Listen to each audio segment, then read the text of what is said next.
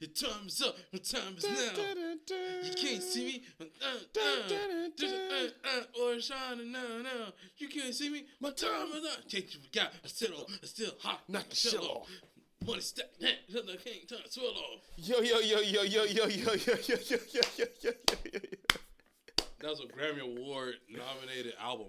Especially with the arena effect on that motherfucker, like it just put some headphones on and listen to it. I'm talking about that whole album. I don't know about the album. No, never heard that. Me and my sister used to have the album. Nah, never heard that. If you go back and look it up on Spotify, that album, and just listen to the songs, bangers. I'm a bad man. I'm a bad man. I'm a bad man. Was Word Life on there too? No.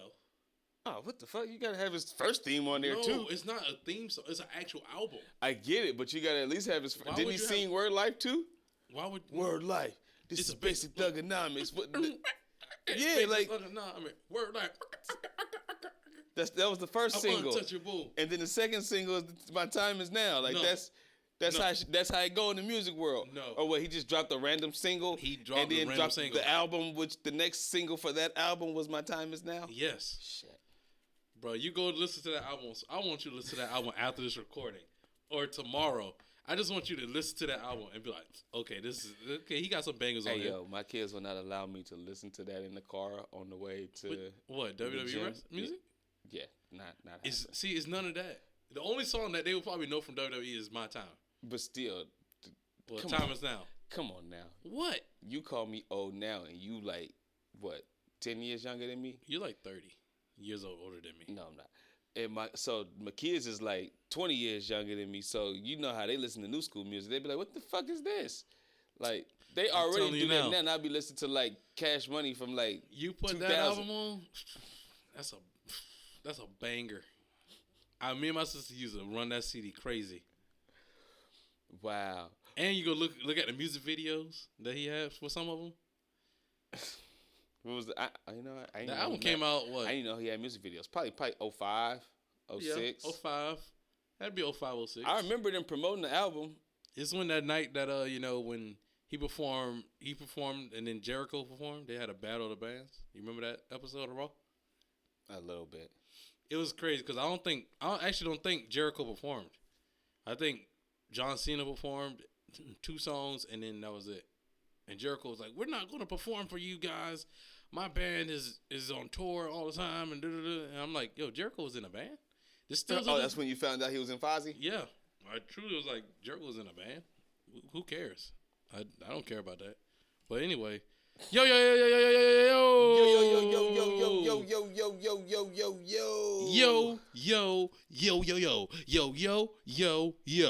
Welcome to another episode of We're Wrestlemaniacs 2.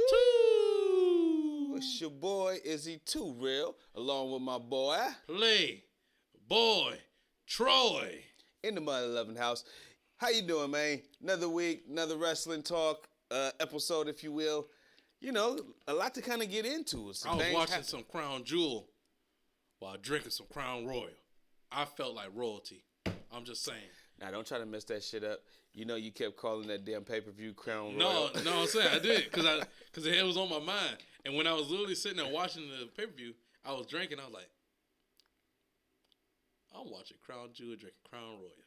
And I looked at my girl. I was like, I kept calling this pay-per-view Crown Royal. And she was like, makes sense. I mean, I would do it too. I was like, me too. So, yeah, it was a great pay-per-view, though. I watched it. I had a good time. I had a good time, too. So, freaking surprisingly like that. Yeah. I went into it just expecting, like... Because we've had dog shit Crown Jewel. I think that's the right word for it. I went into this expecting dog shit. Like, we literally have had horrible fucking pay-per-views. So, like, Crown Jewel has been around not that long, but the history of Crown Jewel so far has been shit. Like, they've just started getting good. Because you gotta remember, the Crown Jewel right before this one, I don't think it was called Crown Jewel, but the last Saudi show, I'm gonna just say Saudi shows. Yeah, last Saudi show was the Seth Rollins. The Seth Rollins win the world title. That was the last one, Saudi pay-per-view. AJ Styles. Against AJ Styles. And that wasn't bad. Crown Jewel. Was it Crown Jewel? I think it was one. Oh, okay then. Yeah, and it was early this year. But the Saudi shows just been trash. So like, remember the Shawn Michaels debacle? He came back bald headed. I try not to. And then fell on the mat going for the moonsault. Remember Undertaker Goldberg? Like, it's just not a good history with the Saudi shows. Not.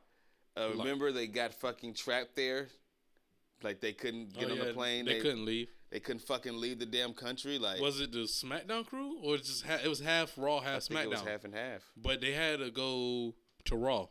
The Raw crew wasn't there. Yeah, because they was trapped. And then NXT took over for that night. I remember that episode. Yeah, it was like half NXT, half SmackDown. But you know who was there, right? Wasn't Triple H there? Yeah, Triple H. They got on that private jet and got the fuck up out of there. Well, Vince got on that private jet and got the hell up out of there. Oh yeah. Do you think they about to fly a commercial with y'all? You crazy? Oh, what is this? Brian Pillman. Hey. 2. There's no Brian Pillman no more. That's Lexus King. Hey, he hella look like BP though. That's Lexus King. He is garbage on the mic, sadly, right now. That good thing we have this muted. We're watching NXT.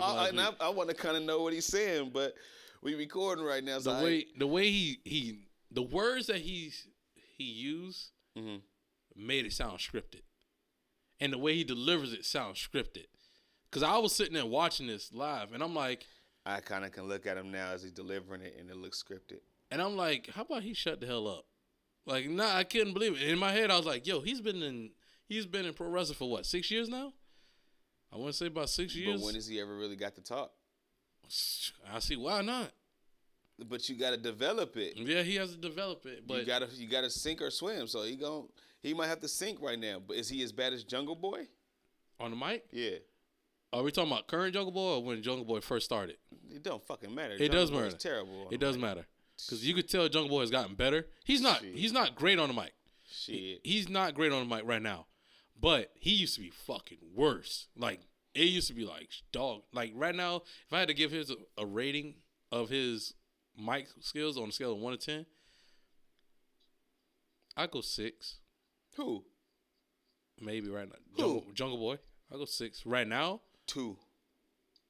Nah, he used to be like 2. He used to be a 2. He got better now. He ain't talking nobody into the arenas to see a Jungle Boy match. Let's be fucking honest here. Like, let's not beat around the bush. Like, especially with the way that we're gonna rate this shit, we gotta be honest. He's not talking nobody in these arenas. Yeah, I guess. I mean, right now, to me, Jungle Boy ain't he hasn't really fought anybody or like he hasn't crying.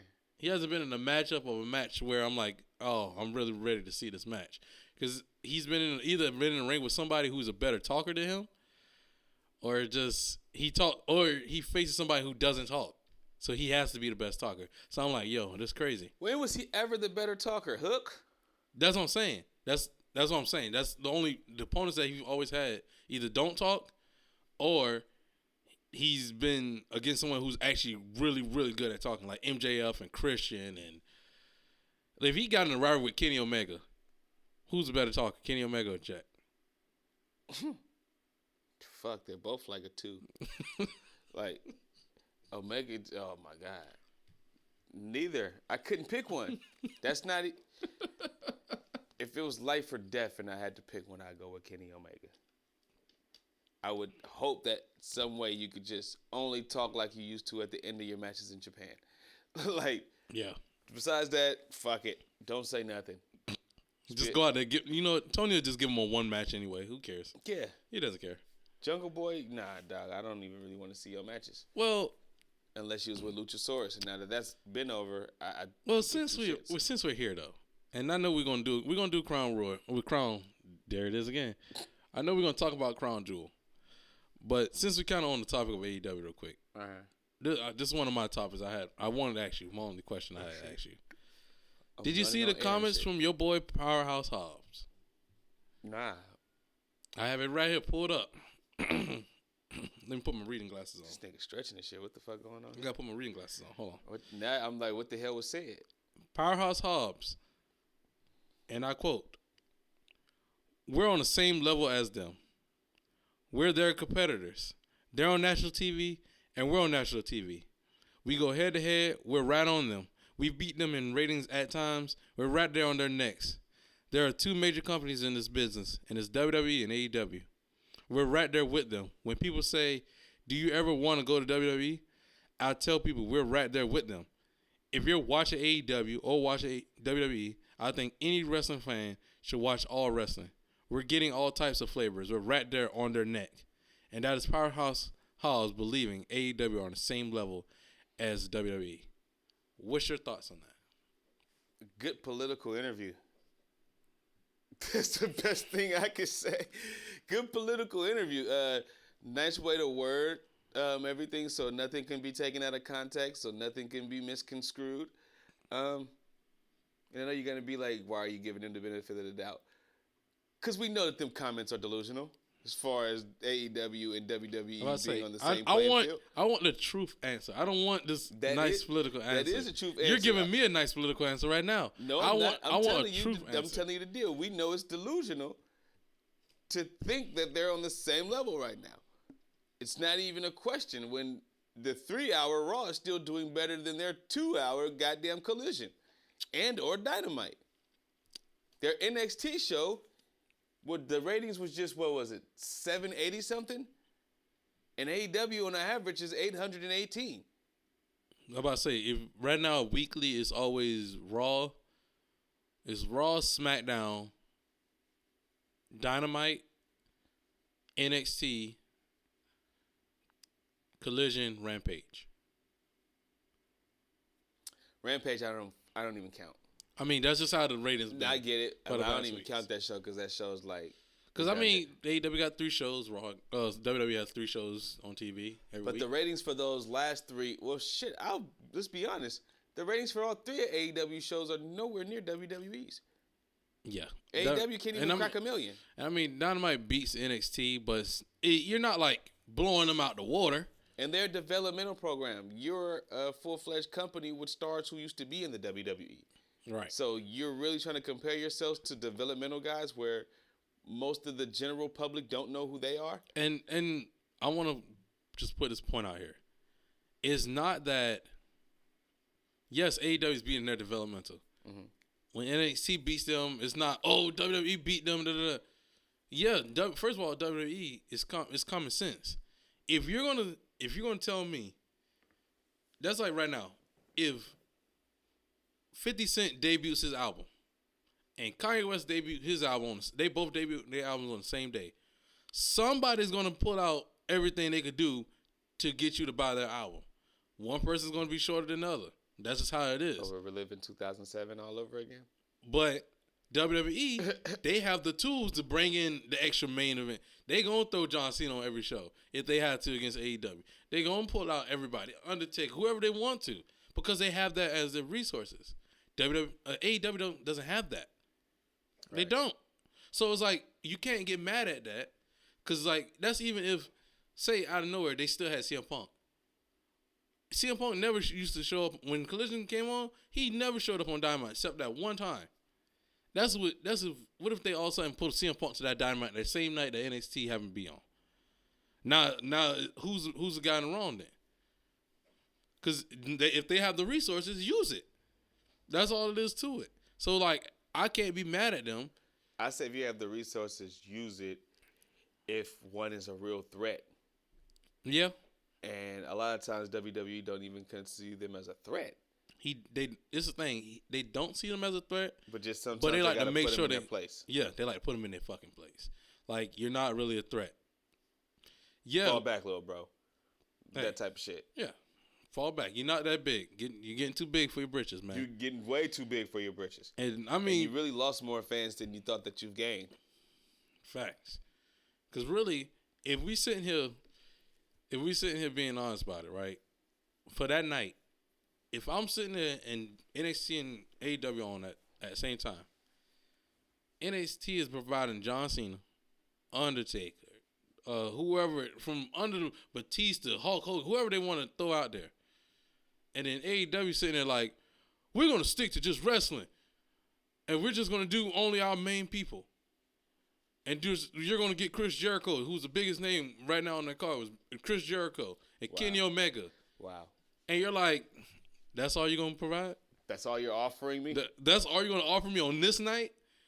This is a night when you should make it seem like it's a big night. This should be like a Grand Slam kind of night. Yeah, and don't forget Cody Rhodes shows up. Cody Rhodes showed up. LA Knight showed up. LA Knight shows up. Like, didn't Rey Mysterio show up? No, I don't think Ray was there. I think he was there the week before, though. All right, well, Dom was there. Like, you packed that whole show. That show was jam-packed. And AEW, you decide, your response is, I'm not going to jam-pack our show. We're going to go to the basics. Brother, this is not the night to go to the basics. This ain't the night. You could have picked any other night. This ain't the night to go to the basics. Choose that on another night. So, like, when Powerhouse Hobbs said that, first thing I thought was you, because I was like, that's his boy. And I read the quote, and I was like, y'all ain't on their necks. You barely on their ankles. You ain't, like, you're not. I don't even think they on their ankles. You're not even on. I think WWE touched like 3 million one of these last 2 weeks. AEW still at, again, 818,000, and that's what they're starting off as. And that's not even WWE's worst night. Right. We're not even going to talk about Collision's ratings. They've dropped to like 600, 500,000. So, and even one even dipped to 400,000. So we're not even going to talk about Collision. We're just going to go off your best show, which right now is Dynamite. Right. Compared to WWE's least best show, which is NXT. And it's not even their least best show. It's just the one with the least ratings. I don't even want to say ratings. The one with the most least talent, big name talent. Yeah. I guess that's the best way I could say it. They're just the one with the least big name talent. Right. Trust me, if they had bigger name talent, the ratings would be higher. I agree with that. Because they've moved away from we need to hunt down every indie star. Right. Now they're developing their own. Off the street. And now they're getting young indie talent. Like the indie talent that's just getting into the indies. Because they're moving away from getting Adam Cole, who's been on the indies forever. And they have to retrain them the WWE style. Yeah, now you're just getting a new ski who, from scratch, we could just teach him. Getting them from scratch, and we're getting a new indie guy who just only been in the indies, for 2 years? Because I just saw they signed some more indie guys. But they've only been out there for a couple of years. They haven't been there that long. So, like, you could retrain that. That's nothing. True. That's nothing to really break. There's no mold to really be breaking that much. So it's habits to break. But you talking about retraining Adam Cole and Roderick Strong and all these guys who've been in the indies Aleister Black for years. They've been there for years. Kota Ibushi. So it's like, bro, why would I want to take my time and do that if I could literally just get a whole brand new crop of people and then I can make them stars? They're not coming in as stars. I can make them as stars. And guess what? When I make them a star, they're not going to want to go anywhere else because they know WWE is home. The only thing they know is WWE. Oh, that's true. So it's like... brainwash. You're basically brainwashed. They technically brainwashed. So, like, right now, like, for example, right now, the hottest free agent right now that's coming up, Will Ospreay. Nobody knows where Will Ospreay is going to go. Will Ospreay might go to AEW, might go to TNA, might go to WWE. And a lot of people joke about TNA being there, but he actually loves TNA. He's a fan of TNA. TNA gave him his first break in America. But I'm sitting there, I'm looking like, bruh, will Ospreay go to WWE? Would he fit that style? I told you it's a possibility. Would he fit that style though? Yes, I can see it. I think he'd just be a bigger Ricochet, a bigger star of a Ricochet. To me, they will absolutely make him a bigger star than Ricochet. And then Ricochet, he's a big mid card guy. Mm-hmm. Like he's always going to be on that top list for the mid card, which is no problem. On the top list for the mid card? I think he's always Ricochet is always in that conversation. How?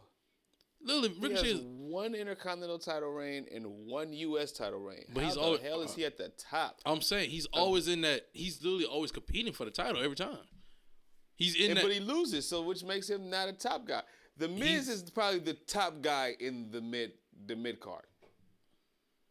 Because he's been there long and he's won the title multiple times? The Miz is a 9-time Intercontinental champion. What is it? No, I'm saying, US is that champion. because he won the title multiple times? Yeah.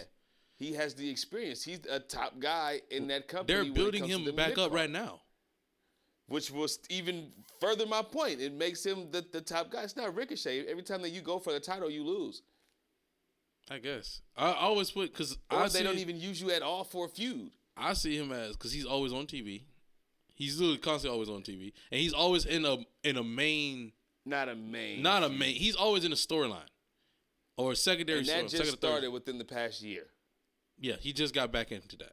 Because before that, he had nothing. He was just floundering every week. That's true. And it only that's why I said H now, if they get a Will Ospreay, he would definitely be in that main title picture. I think he'd be in the main title picture. Not to start off. You think he's gonna start off in NXT? No. He debuted. You think would you say he debuts at Royal Rumble? If you could get him right now, would you debut him at Royal Rumble? Yes. I'll debut. Okay. Yes. I agree with that. Absolutely. I'll definitely debut him at Royal Rumble. Because what that does is now, after the Royal Rumble, you can place him with whatever feud. I think I would take the AJ Styles route. Yeah. But you see how it kind of worked with AJ, because now after that, you could place him in any feud. I think his first feud was with Jericho. Yeah, his first feud was with Jericho. So now it was like, okay, we can place you in whatever feud now. We didn't have to immediately throw you in the main event title picture to have you, like, disrupt something in the title picture. What if his first feud was against Ricochet? Would you be okay with that? If he debuted in the Rumble, I wouldn't care. Okay. I'd be okay with it, because, I mean, they have history, and, everybody will going to want to see that match anyway. But you don't want to have a big top name free agent like that debut against a lower mid-card guy. Or even a mid-card guy. Like those type of guys. He's the biggest free agent right now. Or him and Punk. Hear me out. If they do get him, right? Say WWE gets Will Ospreay. Would you be okay with Will Ospreay taking the title off of Gunther? So which way are you going here? Do you want him as a heel or a babyface? You're going this way and that way. So it's like the feud with Ricochet. Like, so he's coming in as a heel. I'm fine with that. Now you want him to be a babyface to beat Gunther. He could be. WWE has done that thing where they've done heel versus heel. I don't want to see that. Not a lot of people Gunther. Don't like it. Not against Gunther. Not to win the Intercontinental title. Will Ospreay could be a tweener. To win the Intercontinental title, right? From a guy who's held this belt longer than a Honky Tonk Man now. And Honky Tonk Man had this he'd been able to say this for the past 20, 30 years. Now somebody finally beats this record. You're going to bring in a heel or a tweener to get this pop that might or might not happen because you have him as a tweener or a heel to take the title off of Gunther, who's pretty much unbeatable. That to me doesn't make logical sense. We always gonna get to the point when Gunther, we gonna see who actually takes the title off of Gunther. That's fine, but as long as it's a babyface, it shouldn't be a heel. You want it to be a babyface. I'm okay with that. It shouldn't be a heel. Like who? This is gonna be a huge pop for whoever takes this title off of Gunther. I agree with that. So why would you give that to a heel unless you're about to turn him babyface? First of all, why are we acting like Will Ospreay has been the babyface before? But what I'm saying is he coming in as a babyface? He can be. I wouldn't mind it at all. Okay, but if he's coming in as a heel and you have him go against Gunther and he wins the Intercontinental title in his first match, no. If he comes in the Royal Rumble, we wouldn't even know if he's heel or babyface at that point anyway. That's what I'm saying. If he comes in the Rumble, I'm fine with him going against Ricochet. I'm really kind of fine with him going against Gunther because, again, you can throw him in any feud. Right. But for him to win the Intercontinental title as a heel against another heel that's held that belt for a while? Okay, I get what you're saying. And if they're if I'm looking at this, if we're gonna get Will Ospreay in the Royal Rumble and his first feud is against Gunther, and it is to win the title off with him, he gotta be a babyface. He has to be a babyface. He has to be a babyface. It's not a question because he's crazy. He's a good babyface too. I mean, he's not a horrible. Well, I started watching him as a babyface in New Japan. And I liked him as a babyface. I liked him as a babyface. I never really seen until he came to AEW. I think his babyface run. I mean, of course, yes, because better to me. But it was better to me. It was a lightweight though. His heel stuff now is like, it's not. That's why, like, his heel work is not really heel work. It's only heel work in AEW. But like, if you watch him in New Japan, it's really just a dude that's really just like trying to get over this hump so badly. Like, he's gotten desperate to the point where he needs to get over the hump. So that's why I'm like, I don't see. That's why I always see, like, I'm like, I see him as a tweener because I guess I see his New Japan work and I see his AEW work. So I'm like, it's literally night and day a little bit. Like, he's still a douchebag. Yeah, both ways he's still a douchebag. But in New Japan, it's like a dude that's desperate to win the championship, and AEW is like he just works with Don Callis. It's like, okay, how the fuck did we get here? Powerhouse Hobbs in AEW. That's how. I was like, how the fuck did we just get to Will Ospreay? But and him winning titles against Gunther, like, hey, bro, and being a hero, baby. I'm trying to get WWE to all the free agents. It's not working. I'm just trying to get Will Ospreay and CM Punk. It's not working so far for either. But I'm glad that you just brought that up. So now, somehow you turned this long ass soliloquy into a goddamn transition. So, CM Punk denies the rumors over the week of his WWE return. Don't care what he says. And he's a liar. Again, I'm at the belief that this is not happening right now. Like, it might take some time. I need my heart broken again, then. And you're about to get that in about 2 weeks. I'm okay because with it. I just don't see it happening right now, especially like the way that they've both been really downplaying it. Like, it's not happening because, trust me, the way things are nowadays, that information would have leaked out. Somehow, some way, that information was leaked out. The last time we did not get information to leak out, the Hardy Boys showed up at WrestleMania. Which is great. Ain't no way that that's happening again. Great moment. In the world of social media, in the world of big mouths. Great moment. This is how you get it. We're not getting it. I don't even want to hear your fantasy booking. That's what to try to get me halfway. That same night as juice for this to happen. The same night as Survivor Series, let's have CM Punk on a plane to someplace, and then we get him the WWE jet, get him to Chicago, and then we have him in a hoodie and a shiesty mask, and he sneaks into the building. That's how we get him to Chicago without nobody knowing. They would know. Who is this nigga sneaking in with a mask? No. Oh, that's got to be Punk. No, I seen him. It's either that or Randy Orton, and this is how you do it. You have Randy Orton come back early in the night, and then you have CM Punk come back in the night. This, ladies and gentlemen. Hey, bro. He really wants this to happen. I want Randy Orton there. I need Randy Orton at Survivor Series. I need CM Punk at Survivor Series, and I need Will Ospreay at the Royal Rumble. And if I don't get CM Punk at Survivor Series, I need him at the Royal Rumble. This man. Hey, man. You hear Coda crying. Hey, man. She knows it's false. Hey, man. Hey, man, that shit happening. You're going to be as let down as she is right now. Let me have my fantasy moment. I don't want to because I don't want you to be let down like she is. You're going to be crying. I'm either going to be let down one way or another. Yes, you will. I know it. Because neither... I've been heartbroken so many times by CM Punk. Your biggest part of happening is probably Randy Orton's return.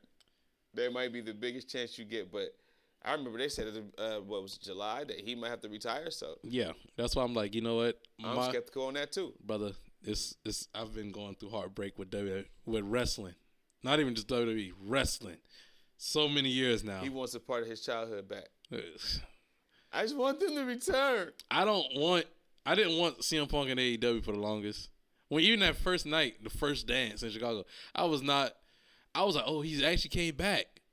But I was like, oh, well, okay. I'm not interested because in my mind, I was like, there's no Cena. No, I'm like, in my head, he's old. So I'm like, oh, he's old. Okay, cool. And, some of it, he's still old now. But now I'm like, okay, he could possibly come back to WWE. That'd be kind of crazy to see. But him in AEW, I was not, because I was like, he's too much of. Flair is signed to AEW, and you're talking about CM Punk is old. Yeah, now that's what I'm saying. Now it sounds crazy when I say that. Chris Jericho is signed to AEW, and you're talking about CM Punk is old. But you know what the difference is? Please tell me. Chris Jericho is old, but he stayed in the ring. CM Punk was gotten old. Jericho left for 3 different Fozzy tours. But that's tours. Like 2 years at a time, 4 years at a time. That's 3 years tours, at a time. though. That's tours. It don't matter. He left. He left for like a year. And always come back. He literally came back every year. He just happened to have big breaks in between. 06 was gone. And he came back when? 08? 07. 08, yes. And then the second time he left, what was it, 2010? Mm-hmm. Didn't go back until, the end of the world type of shit, 2012. Mm. Then it was like he left again, and then he didn't come back to the Fandango shit. When did CM Punk leave? 2014. And when did he come back? 22. 22. So he left for 7 years. And you're Not comparing. 21. No, it was 22. You sure? He literally just got fired earlier this year, right? Right. And he was only there for a year. He's literally Nah, he was hurt for like 6 months. He was only, and he was. I'm saying so he was I think only. he was there for 2 years, but he was hurt at different decimals. No. 3 months at a time. Hold on, I got you. Yeah. You know, go ahead. I'll be sitting here with my laptop when we record. I like to get my facts right. 2021, you're right. Okay, cool. We give it to 2021, and he left when 2000. When I get something right, it's just like, Jesus Christ, just believe me. I don't. Looking this up. I don't. Sometimes your years be off. Sometimes. Not with my favorite shit though. I remember those pretty fondly. But he left WWE in 2014. So what's that? 7 years? Yeah. Compared to Chris Jericho's 2-year breaks in between. You add them bitches up, it becomes the 7 years. But you also gotta add the fact that he's active. Yeah, now because he returned to AEW really, instead of going back to WWE. That's like when The Rock, right? The Rock fucking his last match was what? 2004. 2004. Then his next match after that versus Cena was 2011. So what? 7, 8 years. 2012. So 9 years. 8 years. 8 or 9 years. 2004 to 2012. Oh, you said 2004. I thought you said 2003. No, because he had that match with Foley against Evolution at WrestleMania 20. You're right. You're right on that part. I forgot about that match. Actually, it was good. I was okay with that match. Yeah. So. But that's still a good break. By the time he came back, I'm like, damn, Rock kind of old. I wasn't like he was old. I was like, this nigga hella big. Yeah. Like he was not the same size he was when he was like the real people's champion, or he was Hollywood Rock. This guy is freaking jacked. Yeah. I was like, yo, he's kind of gotten older. He's taking care of himself. That's what I said. I was like, he take care of himself. But man, he kind of old. He's talking about old, dog. I mean. But like, CM Punk, I'm like, okay. When he comes at WWE, I'm like, I'm going to be more like, all right, let's see how the schedule look. I don't need to see him every week. I don't need him on every show, wrestling every show like Kevin Owens or Sami Zayn. It worked. What he did, it worked. For AEW? Yeah. It kind of even worked for him. What, on every match? He wasn't even there every week. And when he was there every week, he didn't have a match. Like, the Collision run to me was great. No. I'm agreeing with you. Punk. I agree with you. That I don't need him to be in every. That's what I'm saying. I don't need him every match every single week. I don't need that. If he shows, just give me a good story. Yeah, just give me a good story. He comes out there and just does promos and stuff. That's cool with me. I don't need him to be out there every single week, like how they do. Who is it? Orange Cassidy. Yeah, like Orange. I don't need an Orange Cassidy schedule. I don't need that. I don't need a Darby Allin schedule. I don't need that. I don't see Darby every week. I see Darby every week. I don't even see Darby every week. Because maybe I be missing those segments. He's usually on all 3 shows. Not every single show, but he's either on one of the 3 shows. So if he ain't on Dynamite, he gonna be on Rampage. If he ain't on Rampage, he on Collision. If he ain't on Collision, he on Rampage or Dynamite. So he's always like that every time. I know some of those guys you should see them every week or every 2 Right. weeks. But you're like your world champion. I shouldn't see you every week. Right. I shouldn't see MJF every week. Right. And this babyface shit is stale. What, it should have never happened in the first place. Talking about MJF? Yes. And I don't even want to go into a whole different tangent with that. Well, the only reason that babyface turn should have never fucking. Only reason is stale. I don't want to hear your reasoning. Okay, never mind then. I just feel like it's stupid. Like, he should have never turned babyface. Like, this guy is the best heel in the fucking business. Right. Talking wise, insults, his wrestling matches, cheating, promos. I think they're trying to involve him, but no, it was Jericho fucking being a jealous asshole, just like he did the first time with the fucking singing dumb shit that they did. It's like, bro, just leave him alone. Like, I know it was because he keeps saying it on his fucking interviews, on his shows, on his fucking podcast. What? He keeps saying different shit. Well, yeah, I think that MJF will be a great babyface. You know, just the way that he evolved through the times, and because he was such a great heel. And usually when people are great heels, they turn out to be great babyfaces. He was pitching that shit to fucking Tony. Hey. Like, it's fucking stupid to turn the best fucking heel in the business. And that's like Ric Flair being turned into a fucking babyface in like 1987.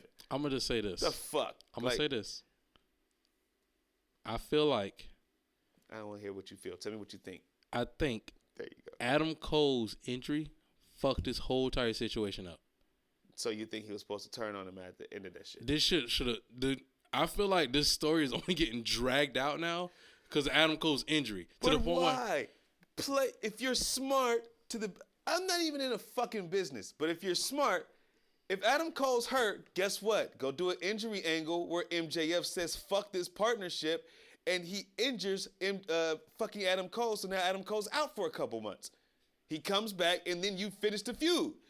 It's not fucking rocket science. You know how it is over there. Like, it's not. It's just it's not rocket science. It's hating. Because what I would have done is idiocy.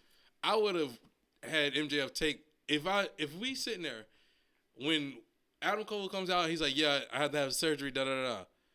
At that moment, I would have had MJF clock Adam Cole in the head with the title belt over the ring, and be like, I'm not gonna be tag team champion with you no more, or whatever, however you want to put it. I'm not gonna be tag team champions because you're really holding the Ring of Honor tag team titles up for hostage right now.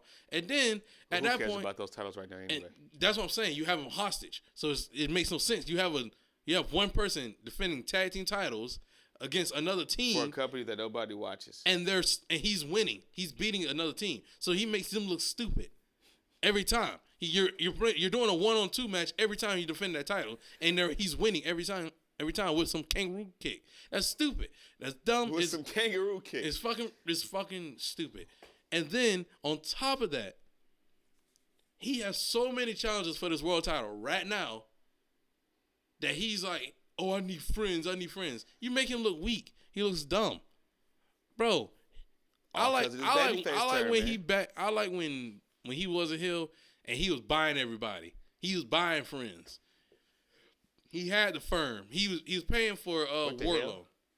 You seen that? Huh? You seen that? What? It's like a thumbs up that just happened. Oh yeah, that's the only time when I do stuff like that. And yeah, I know, gotcha. But it's just when MJF was a heel and he was at the hot run of his heel, I loved it.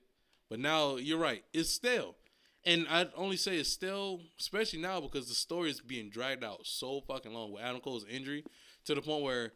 Tony don't know what to do. Has he ever? Tony just really he never know what to do. But now it's just like, bro, this story is dragging so long. This is worse than the Roman title reign right now.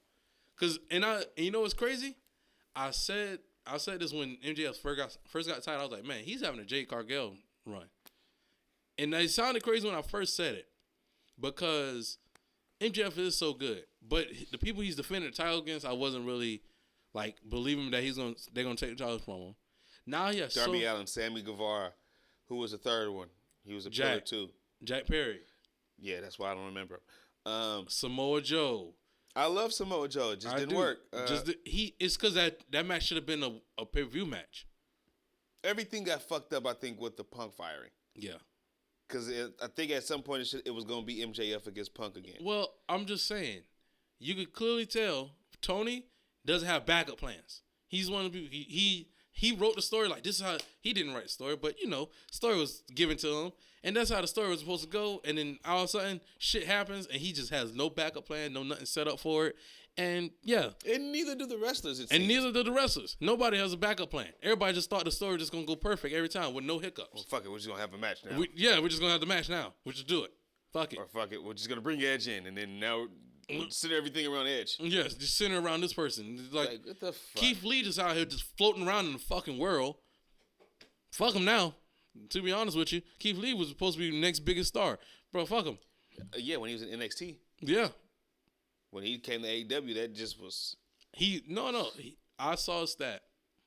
Keith Lee hasn't won a one-on-one match on TV since his debut against Isaiah Cassidy. Damn. So who made the wrong move? Oh, let Keith Lee tell you he's having a fun time at AEW.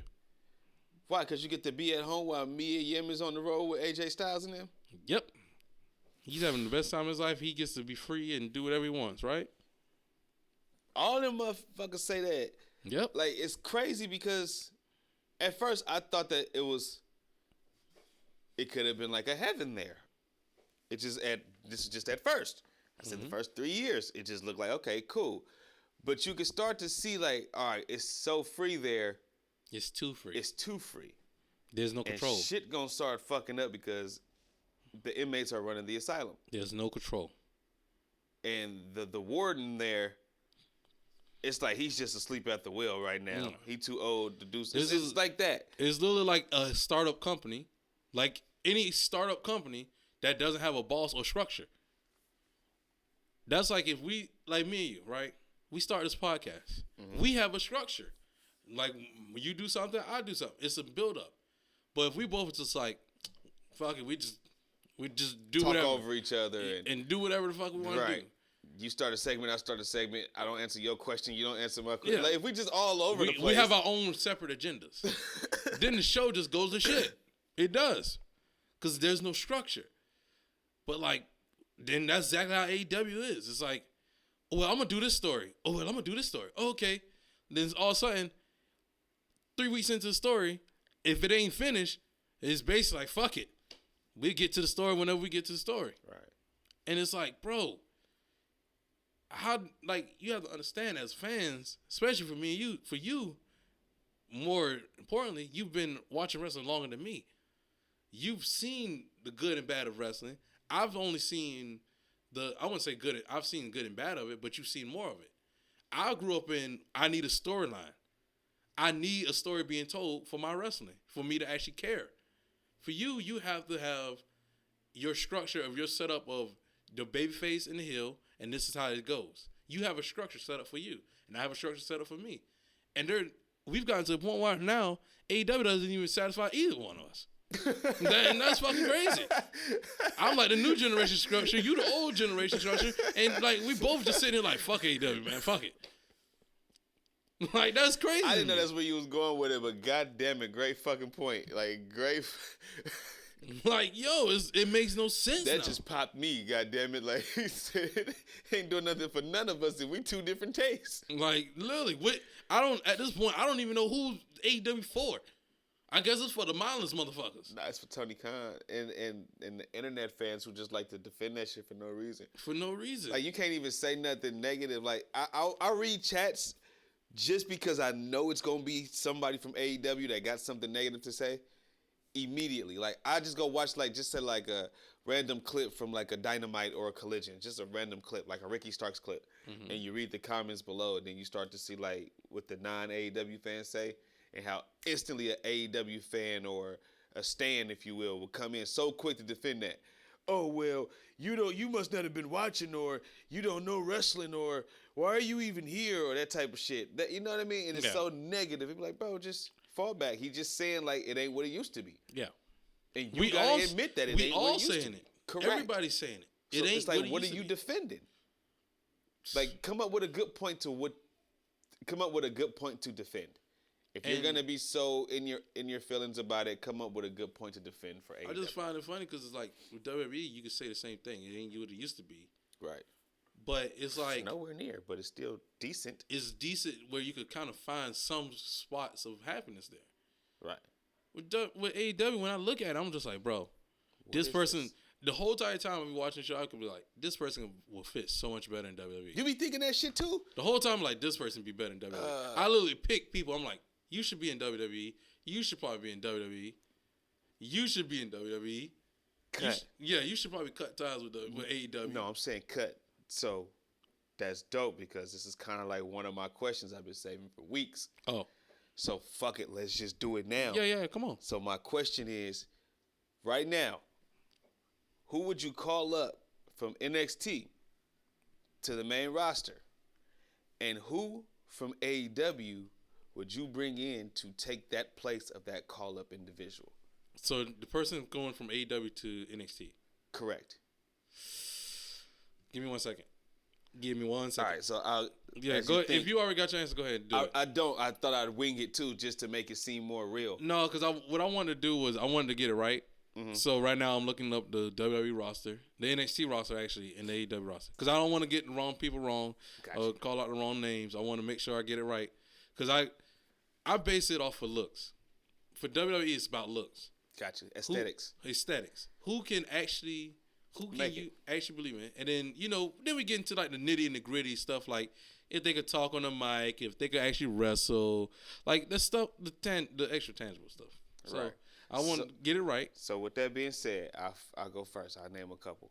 So who I said that I would call up immediately right now, like I said, would be Carmelo Hayes. Oh damn! I could have did that earlier. Yeah. Go ahead. Carmelo Hayes to me #1 from NXT, who I would call up because I can make it work somehow. I would put him probably with Bobby Lashley in the Hurt Business. Again, I would bring MVP in. I might even do a lying storyline where I would be like MVP is Carmelo Hayes' uncle. You know what I mean? Something like that, and try to convince him to join the Hurt Business. You know what I mean? And then have him stall out for hella long. Just something like that. Right. There's something for him to do on the main roster to where he wouldn't be irrelevant. Right. I have him backstab Bobby. Eventually. He acts like a protege of Bobby. Yeah, and then eventually turns. Yeah. Because he wants to be the bigger star. So, yeah, and then turn Bobby babyface and turn him heel. Well, he's already heel, but just make him a bigger star. Anyway, and the next person that I thought that I would call up Tyler Bate. The reason why I would call up Tyler Bate is because I would team him with Pete Dunne and put them in my struggling tag team division. Right. I can feel that.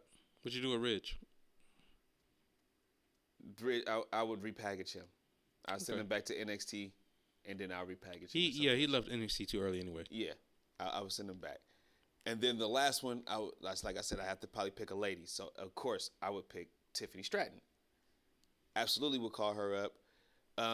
I would probably put her on the show with the least amount of women, so I would probably put her on SmackDown. Right. Just to give her some more shine because she could be a big star there, especially with Bianca and Charlotte and them still there. Io. Mm-hmm. Even Kairi Sane now is back, but we'll get into that later on. But yeah, so that's what I would do with that. As far as the AEW people who I would bring over to those spots, I hate to do them like this, but I would immediately bring over Ricky Starks. Immediately. I would probably put him in NXT for probably just like a couple months. No question. Just a couple months, not that long. Question.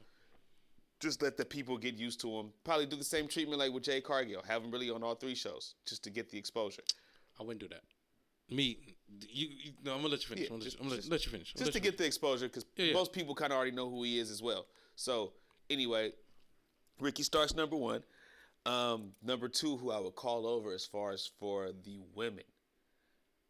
I would somehow see if I could get Chris Statlander the hell out of there and get her to NXT. I just still think that there's something there. She's still young enough too, where there's something there you could do. And again, I wouldn't have her in NXT for too long because she is older. Mm-hmm. So I would not have her in NXT for too long, but just to learn the WWE style, and then I would call her up. As far as for the last male, that one was a hard one because I always say you Hobbs. only went with 3. Yeah, I was going with 3.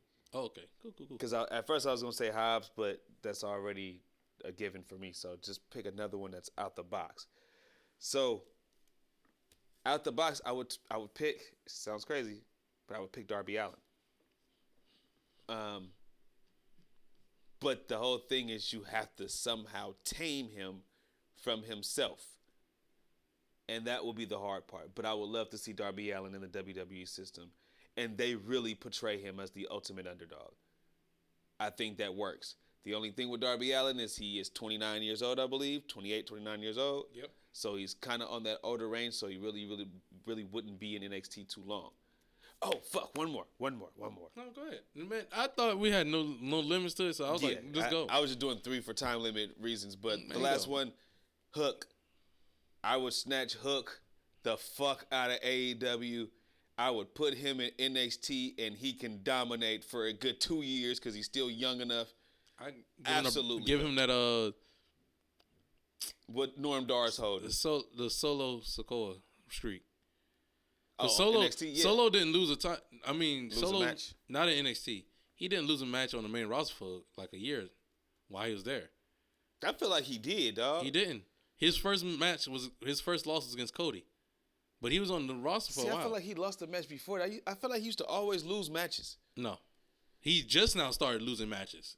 I feel like he was before that, but again, I don't do the feelings things too much, but just somehow in my mind he lost. No, because they was building him up for that moment against because Cody. Even in my mind, I was like, damn, he always loses when he has a solo match. Now he does. So I don't know why that's in my mind. That's why I doubted that he was gonna beat Cena at Crown Jewel because he always lost solo matches. So again, it could be just in my mind, and I'm tripping just like she is in there. But yeah, that's my picks. So go ahead, my bad. No, you're good. NXT call-ups. Definitely going to go with Carmelo Hayes. I agree. You said Carmelo. You said Tiffany. And who else did you say? You said Tyler Bate? Tyler Bate. I switched Tyler Bate. I went Braun Breaker. Oh, fuck. Braun Breaker. God damn it. Yes. Why did he slip my mind? Because I keep feeling like he should be called up already. Yeah, he should have been called up a long time ago. Up. And also, see, I was sitting here, I was like, these people should have been going by now. But I had Braun Breaker, Carmelo Hayes, Tiffany Stratton, Ilya Dragunov, and I was gonna say Ilya too, but I laughed him off. And actually, it'll be between either Dijakovic. No, I always like Dodger in NXT. I feel like he fits better in that area. In that system. His characters. Either Roxanne Perez or Cora Jade. Cora Jade's been out. She's been hurt for a while now. But Cora Jade is really one, like, she was in that section with Roxanne and Tiffany. Like, they was like the three horses, like, main women on that show. On the show. And Cora just got hurt, but I think those four, Ilya, Braun, Carmelo, Tiffany, and Cora, those five, well, I would instantly bring up. I don't know how I forgot Braun Breaker. Instantly. One of my favorites out in NXT anyway. So from I don't know how AEW to NXT, though? It's the hard one right here. Ricky. Because it's like they got to still be young enough to fit the system. Yeah. That's why I was like, I didn't have limits because I got to set up. So I had Ricky. And with Ricky, I would have it set up where he just debuts on the takeoff or NFC takeover, whatever. Or whatever pay-per-view they have. An actual pay-per-view. Debut like what, though? Just, boom, he comes out like a star. Like the lights cut off and the spotlight, boom. Ricky just standing there in his pose. And we're like, what? That's fucking Ricky Starks? Yo, that's crazy. Like, he comes at the end of the pay-per-view with the world champion, whoever the world champion is at that point. He comes out and boom, just strikes the pose. We're gonna get that. Like, that would be. I got that thought and that feel that we gonna get that. Like, that moment would be like just like right there. And I'm gonna miss it. Why you gonna miss it? Because I don't watch NXT consistently, so I'm gonna miss it live. I'm not gonna see it live. I'm gonna have to see it like on Bleacher Report pop up. Ricky Starks debuts in NXT. Like, oh, what the fuck? That'd be so fucking crazy. It's gonna fucking happen. Then I don't know if it's gonna be a shock, but I had the Guns, Austin and Colton. I had the Guns because they need tag teams. Yeah, you get you a tag team, and I think they're young, and I actually enjoy the Guns. They're actually good. They bump really good. They go in the ring. They talk on the mic. Like, there's nothing that they can't do. They have charisma. They actually have a good look, and I'm like, yo. And the little one usually is not as good as the taller one. Usually when you see tag teams, right? But they're both equally as good. They're both equally good. So I'm like, yo, bro, I'm down for both of them, really. Cause I'm like, yo, this would be great. I like those picks, bro. Thank you. Hook was automatically in there. I was like, Hook definitely should be there by himself. I was 100% for it. Female wise, AEW. That's the hard one. AEW and truly. Now you said Chris Statlander, which I like Statlander. I do. I should name one more before you go. No, go ahead. Go ahead. If you got one more, go ahead. It's really kind of two. So it's really an either or. I'd pick either or. Okay. Either Julia Hart or Anna Jay. One of those two. Just from looks wise. Aesthetics, as we were talking about earlier. Right. Looks wise. Either one of those two, because those are two beautiful women. So either one of those two I absolutely would take. Ty Conti, I leave her where she at. No offense, baby girl. Love you. Got to meet her before. Cool person, but I will. She's already been in NXT anyway. Who cares? Yeah, she don't have it in the ring. Yeah. I don't think she can learn it either. Actually, fucked up? I like that Anna Jay. I like Anna Jay's one. Julia Hart. Yeah, I could go for Julia Hart. Because she don't know shit right now. So you'd be getting a blank canvas. You'd be getting a complete blank canvas, which I'm 100% cool for. Especially for Sean. Oh, yeah. For Sean? Bro, he go crazy. Sky Blue. I knew you was going to name her. Is that the one with the booty? Yeah. Yeah, I knew you was going to name. That's why I left her off. But actually, no, I just said her name. Oh. I'll be okay with Willow. You give me Willow in it. How old is Willow? Check that right quick. How old is Willow? How old is Willow? You think Willow's old? I don't. She has a baby face to her, but How old do you think she is? I think she's around 27. 27. That's if she's 24 or younger, then I'm all for her going to NXT. 24 or younger? Yeah. She's 29. She's 20. Yeah. So no. What do you mean? I'm okay with that. No. I'm okay with that. Cause now you're kind of behind. What do you mean? So like when you're like 29, 30, 31, you're kind of, cause like Joe had to do it, and Joe was never able to catch up. Joe was no. Nakamura never able to catch up. They're old though. This is what I'm saying.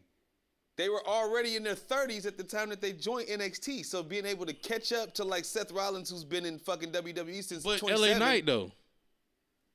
Can he catch up? LA Knight's catching up right now, I guess. With fan popularity, yeah. Shinsuke Nakamura had fan popularity too. And LA Knight is 41. This is what I'm saying. Can he catch up? Bro, yes. You give me 29. He got to win the title at some point within the next 2 years. They can't bullshit with him. Oh, you talking about not, world then title? He won't catch up. Yeah. Oh. Joe never got that. And when they gave it to Nakamura, it was way too late. Oh, you talking about he got what was that, WrestleMania 35 after that? Yeah. Like, it was too late. Well, 34, really. It was way too late. I feel you. I got you. Who else was fucking NXT that was too old? Finn was on the borderline. Yeah. I think Finn was 29, 30. Well, nah. Well, we're talking about females. That's what I'm saying. If it's bad like that for males, it's worse for the women. How old was Zoe Starks? 24. What? No, she was born in 94. Oh, so she's 29. She's 29. Can she catch up? I think Willow could catch up. I think Willow literally could have a Bailey run. I think Willow can be without going to NXT. I think she can go straight to the main roster. She has the look. I think I'm not and talented because she was in New Japan. I'm not keeping these people down there for long either. At the most, I'm keeping them down there is a year. Right. I'm not keeping them down there for Tyler Bate long. Ilya Dragunov long. Not even Dragunov long. We're going like 2 to 3 years. Tommaso Ciampa long. Not even. Johnny Gargano long. No. You're not staying down there. You're getting Rich Holland, buddy. Shit. Rich Holland was down there for maybe a year or two. Grayson Waller.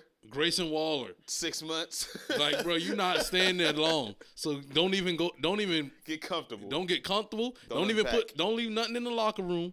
Don't leave nothing in the locker. Take your stuff every single day because you ain't staying here long. So that's why I was like Willow, Thunder Rosa. Thunder is kind of old. Thunder is kind of old. They turned her down, remember? They wanted her to be a referee. Because she was old. Yeah, because she was old. That's true. Thunder Rosa is kind of old, though. You're right. But I don't think she's old enough to where she couldn't be in the WWE. Thunder like 37. Shayna Baszler's 41. True. But Shayna was down in NXT for like 5 years. In her 30s, and that's why she was never able to catch up. Yeah.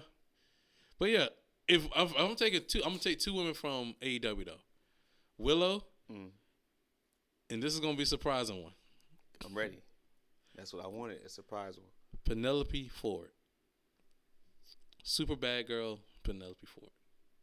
Oh, Kip Sabian. Okay. Kip Sabian girl. I keep, every time I hear Penelope Ford, I think of the bunny. That's the other one. Yeah, the other one. Yeah, see, I be thinking of the bunny. I'd be like, is that the same? Who just got fired? Oh, you know where she going? TNA. For real? She going back to TNA probably. She ain't going to WWE. What she gonna do there? NXT that bitch. Bro, put her ass in. She pretty like Penelope 31 though. Oh yeah, it's too late. Yeah, you're not gonna TNA. Bro, AEW don't got no young women really. To be honest with you. And here's a rando. The youngest one is Sky Blue. To be honest with you, she's literally the youngest one there. Her and Julia Hart. That's why I said Julia Hart because she's the youngest. She's like 22, 24. Yeah. So here go a rando, even though she's not in AEW. Who? I need. Damn it! You just made me lose her name. NWA World Champion. Fuck! What is her name? It was just. Oh, you talking about? Yeah. Fuck. I know her name. Damn it! It was, bro. It's just Camille. There you go, Camille. I just had it. I was so mad I just missed it. But yes, Camille. Bro, Camille be crazy in WWE. Camille needs to be in WWE. I need her actually to come in WWE and then be with Nick Aldis like she was in NWA. Can you imagine the fucking female roster? Camille. Fucking Jade Cargill. Bro, muscles. Bianca Belair. Bro, it would be slugfest every night. Zoe Stark. Like, and then if we bring in some of the girls that we said that was in NXT, that could go to NXT and then get called up, like a Willow Nightingale or a fucking Tiffany Stratton. That fucking female roster. I'd be like, okay, let's go. Now I'm ready to watch this if we have multiple women segments. But I don't want to see Nia Jax in 3 different women segments. No, I'm tired of Nia Jax. I don't even want. I love Shayna Baszler. I don't want to see Shayna Baszler in 3 different women segments. Bro, ooh man. Becky Lynch. I'm tired of Becky. Cause it's the same people. It's not even that. They're not giving Becky nothing to bro, I'm tired of seeing. Bro, if I hear another Becky promo, I'm gonna lose my mind. That too. That too. Bro, that too. Bro, I can't take that noise. That noise drives me fucking insane. Cause I'll be like, yo, can you fucking breathe? Can you breathe? Just slow down. Slow down or something. Like just slow down. While one promo you talk normal, next promo you. Goddamn, where the asthma pump at? Because she need to slow down. Jeez, bro, she be driving. We just want to get to know you, bro, and know how you feel. That's just real shit. Like we want to know how you feel about the match. We don't want to hear your breaths in.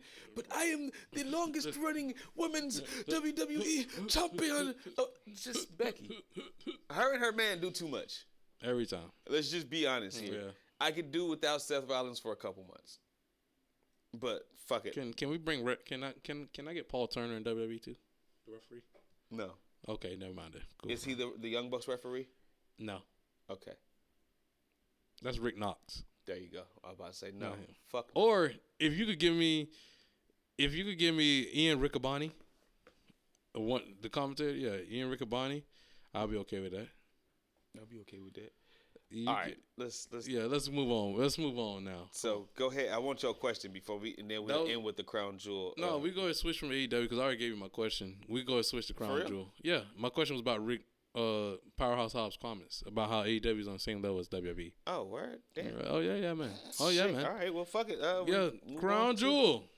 The crown jewel predictions. Even though we're kind of like a week behind, but you know we won't do this again. Because the way now we record shows on Fridays instead of Tuesdays, Crown Jewel happened last Saturday. Yeah. So now we're kind of a week behind where we already got a Raw.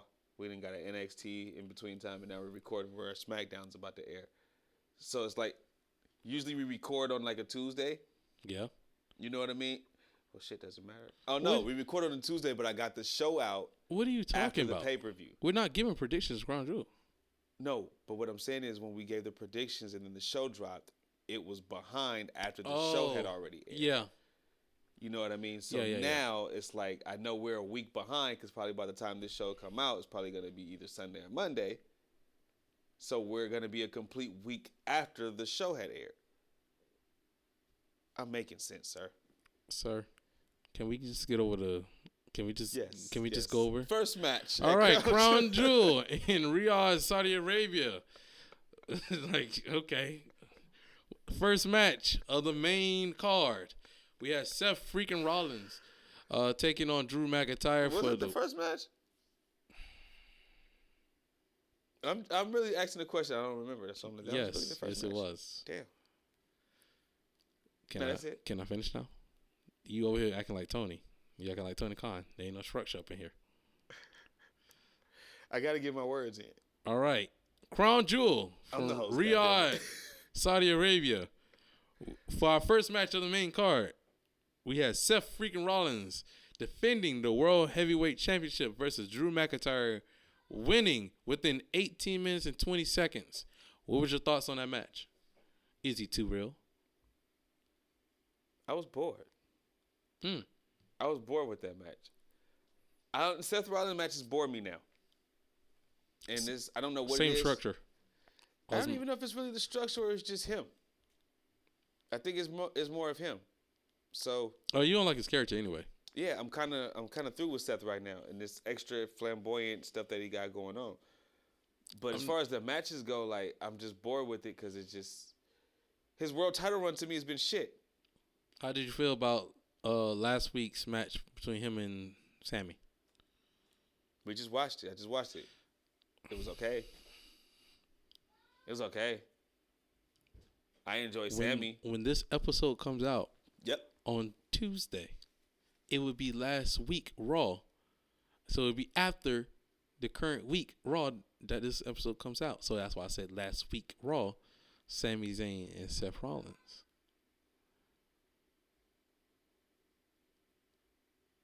I got it.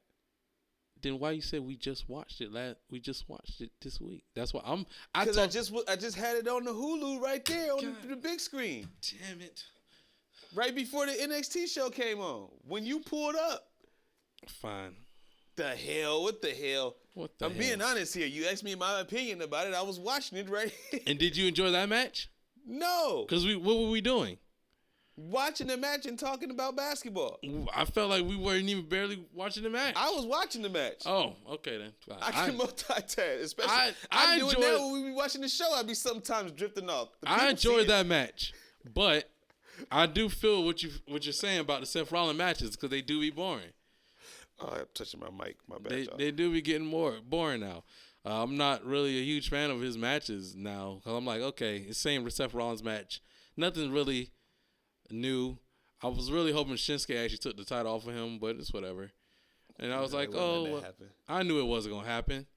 But, now I'm just looking forward to whoever takes the title off of Seth now because I'm like, oh, I'm kind of over Seth right now.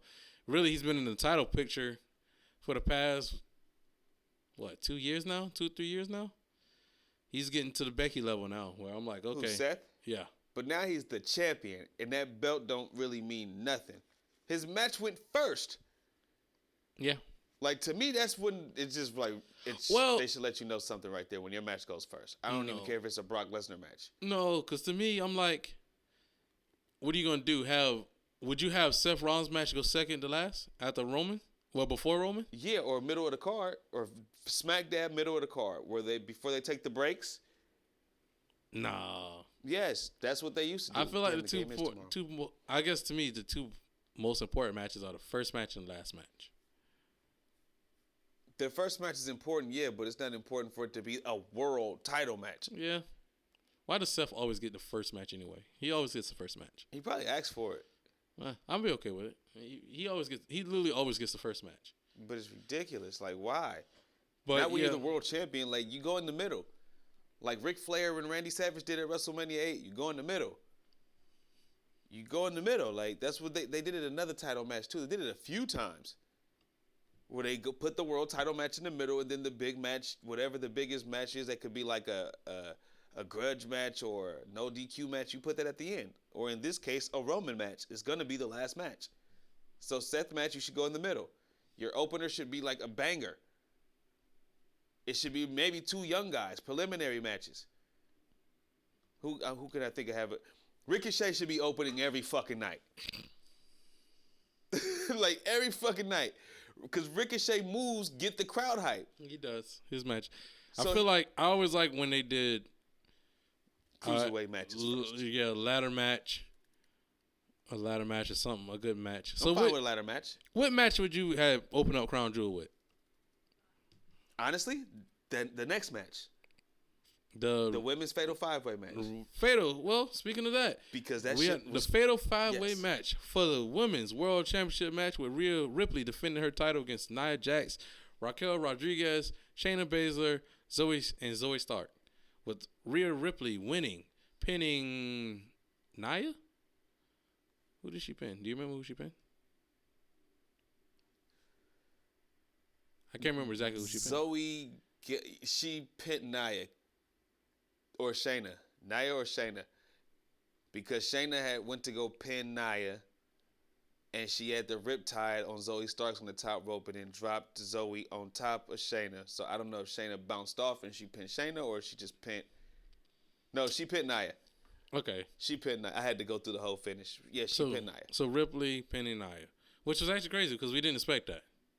Nah, but I'm glad that it happened. I'm glad that happened too. I'm glad that happened. You know Vince isn't there, goddammit. Yeah, that's how you know.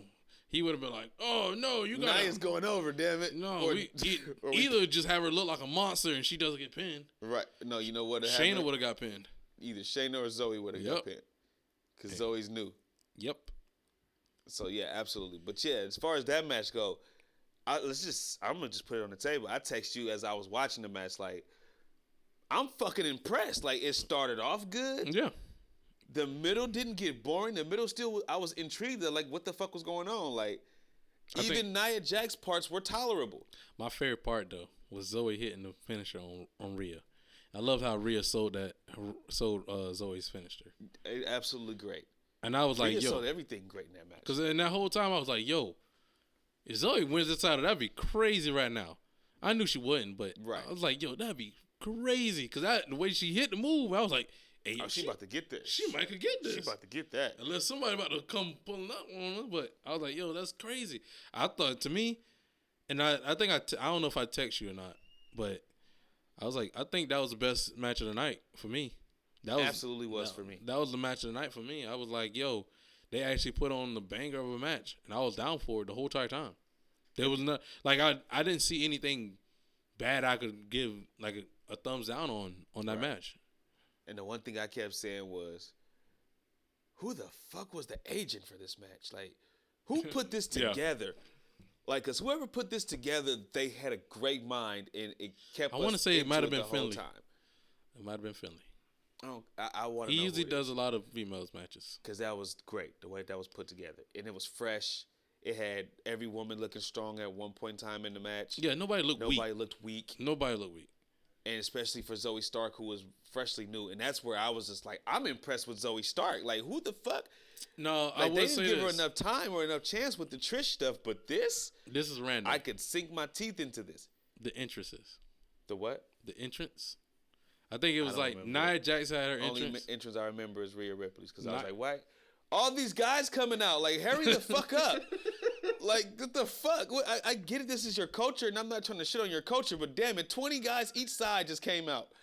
It's like 40 guys. I was sitting there, I was like, yo, first of all, why Nia got her entrance cut short for Raquel's? Raquel got a full entrance. Shayna got a full entrance. Zoe got a full entrance. And then Rhea gets the 40 guys, and I'm like, yo, why is she getting this Undertaker-ass long entrance right now? I was like, for what reason? What is this? What is the purpose of this? You know me. I'm on Twitter. I'm looking at this, and I'm watching the pay-per-view. I'm looking at Twitter. I'm like, let's see if anybody said anything about this.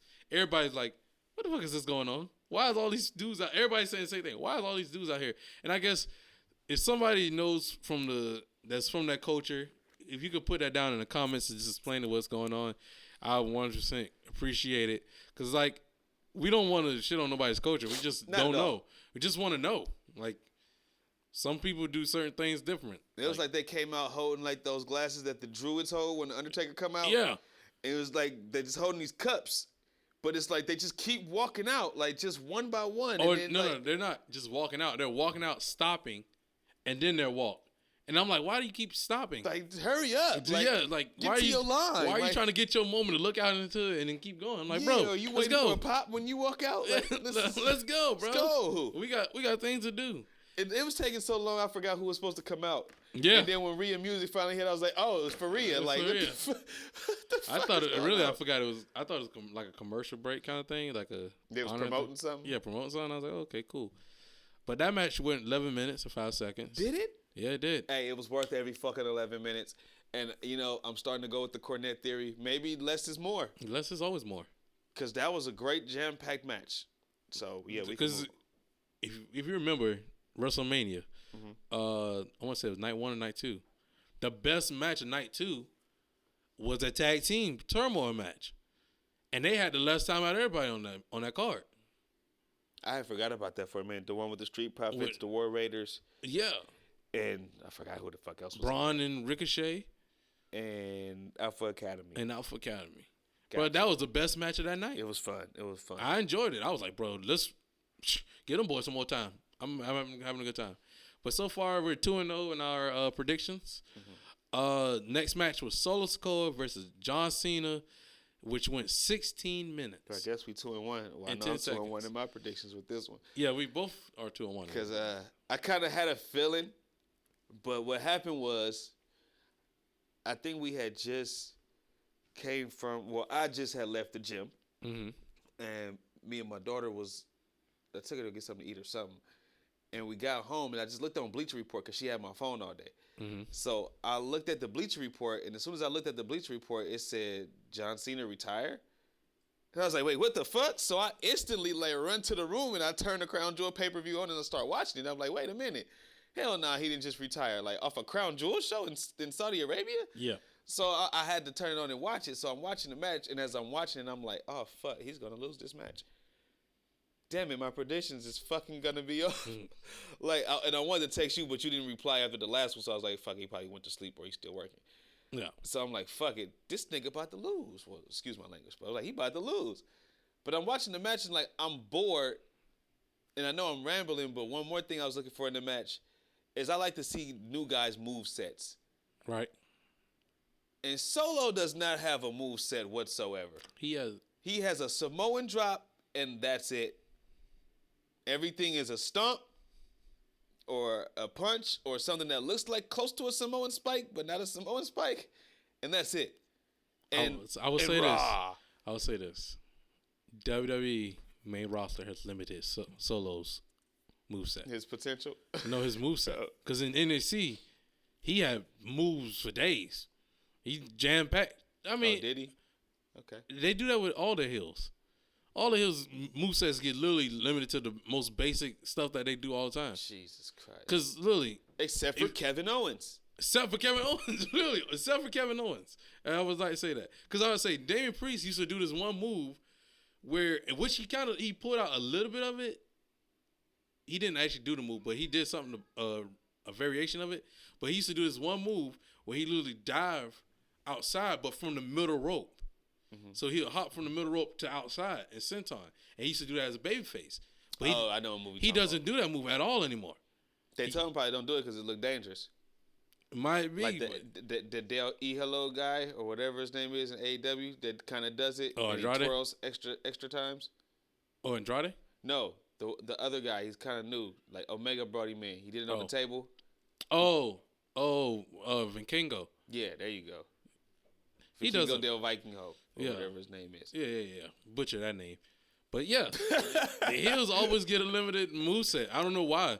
They always limit them every time. I'm like, bro, why? Like, why not everybody have their own moveset and have it set where it's like, bro, we can pull out any move anytime. As long as you don't get hurt and it matches the match. It goes with the flow of the match. The WWE style. Yeah, it's like.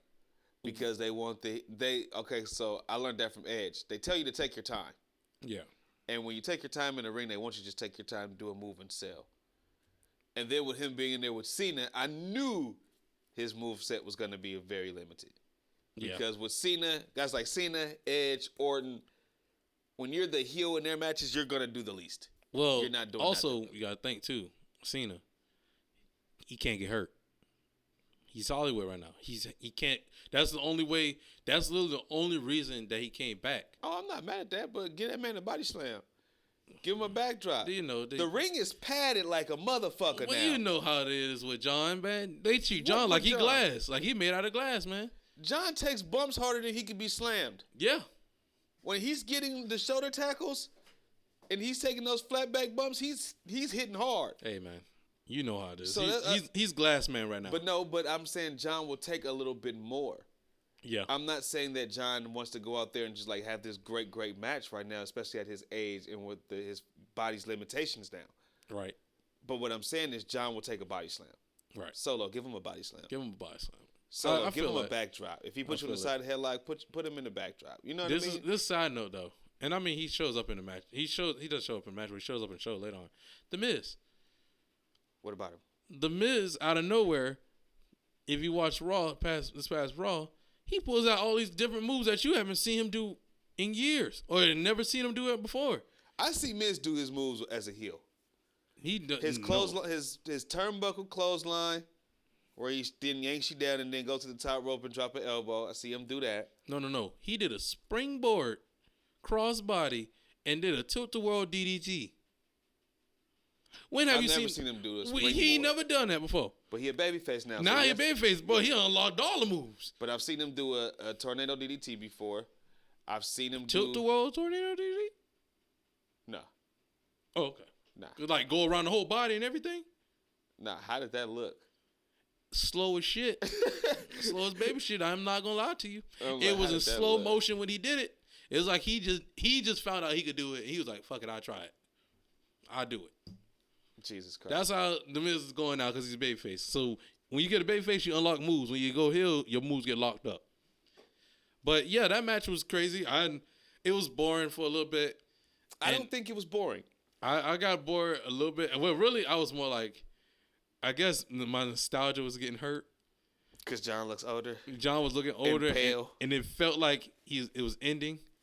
So I'm sitting there, I'm like, man, not John, please. I need big match John. This is my childhood dying right in front of my eyes. Right in front of your eyes. And I was like, yo. And this happened to be the match I've been watching with my brother, too. So my brother happened to be right there when this match comes on. And he's like, man, John looks pale as shit. Pale as shit. He ain't got no tan. He didn't tan at all. And all these years, I've only started getting mad at John now because he wears the jorts with short socks. Or the Walmart ass shoes. And I'm like, God damn it, John. Damn it, John. With the dad shoes. Please care. Like, he got the dad shoes on. He went to Walmart and bought those shoes that same night. He was like, bro, just pick up any $2 shoes. I'm down for wearing them. I get my run on.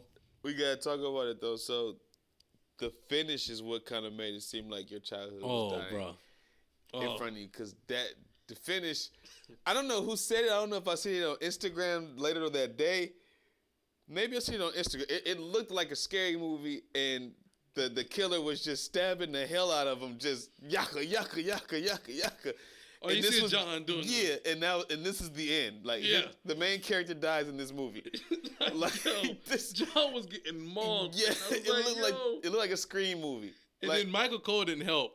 No, he did not. Please, he was like, please stop this. Stop this, man. Somebody stop this. And all I could do is sit there and go, John, kick out, John.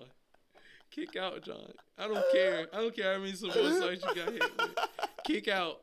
That's all I could think was like, kick out, John. He said John. John. I said in the soft voice, John, please kick out. I was so heartbroken, bro. Oh, God. It was like seeing your hero just getting taken out. Taken out, bro. I was hurt. Oh, God. And also, this is a side note again, bro. I don't know if you noticed, but the ring was elevated. Oh, was it? Everybody kept tripping and getting in the ring.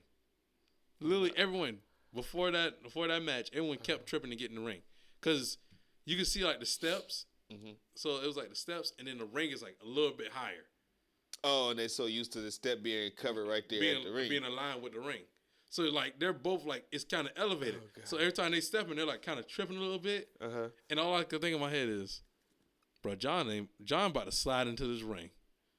Let's see how this goes. And I watched him jump all the way into the ring and get in. And I was like, professional, 100%. Hey, because every time, and I think it was really this match where I really paid attention. I was like, please don't Vince this shit. Oh. And when he did the leap, I'm like, okay, he made it. He always. But I feel like his leap is always so far from the ring sometimes. But this leap felt like it was a leap. Like it felt like he had to jump higher. Because the ring was telling me the ring was elevated. That makes sense. That's why I was like, yo, bro, he jumped and made it. Yeah. He cleared it, and I was like, okay. Because I kept looking, I was like, bro, why is everybody tripping? I didn't even notice everybody was tripping, but I did. And I looked at the ring running to the ring. I was like, please don't Vince that. And he made the jump, and I was like, that looked kind of high that time. Like when Solo was stepping into the ring, and usually he like slaps the steps and he does his thing. Mm-hmm. That's when I noticed. I was like, that ring's higher than the steps. That's what instantly I was like, why is the ring higher than steps? It ain't never been like that, right?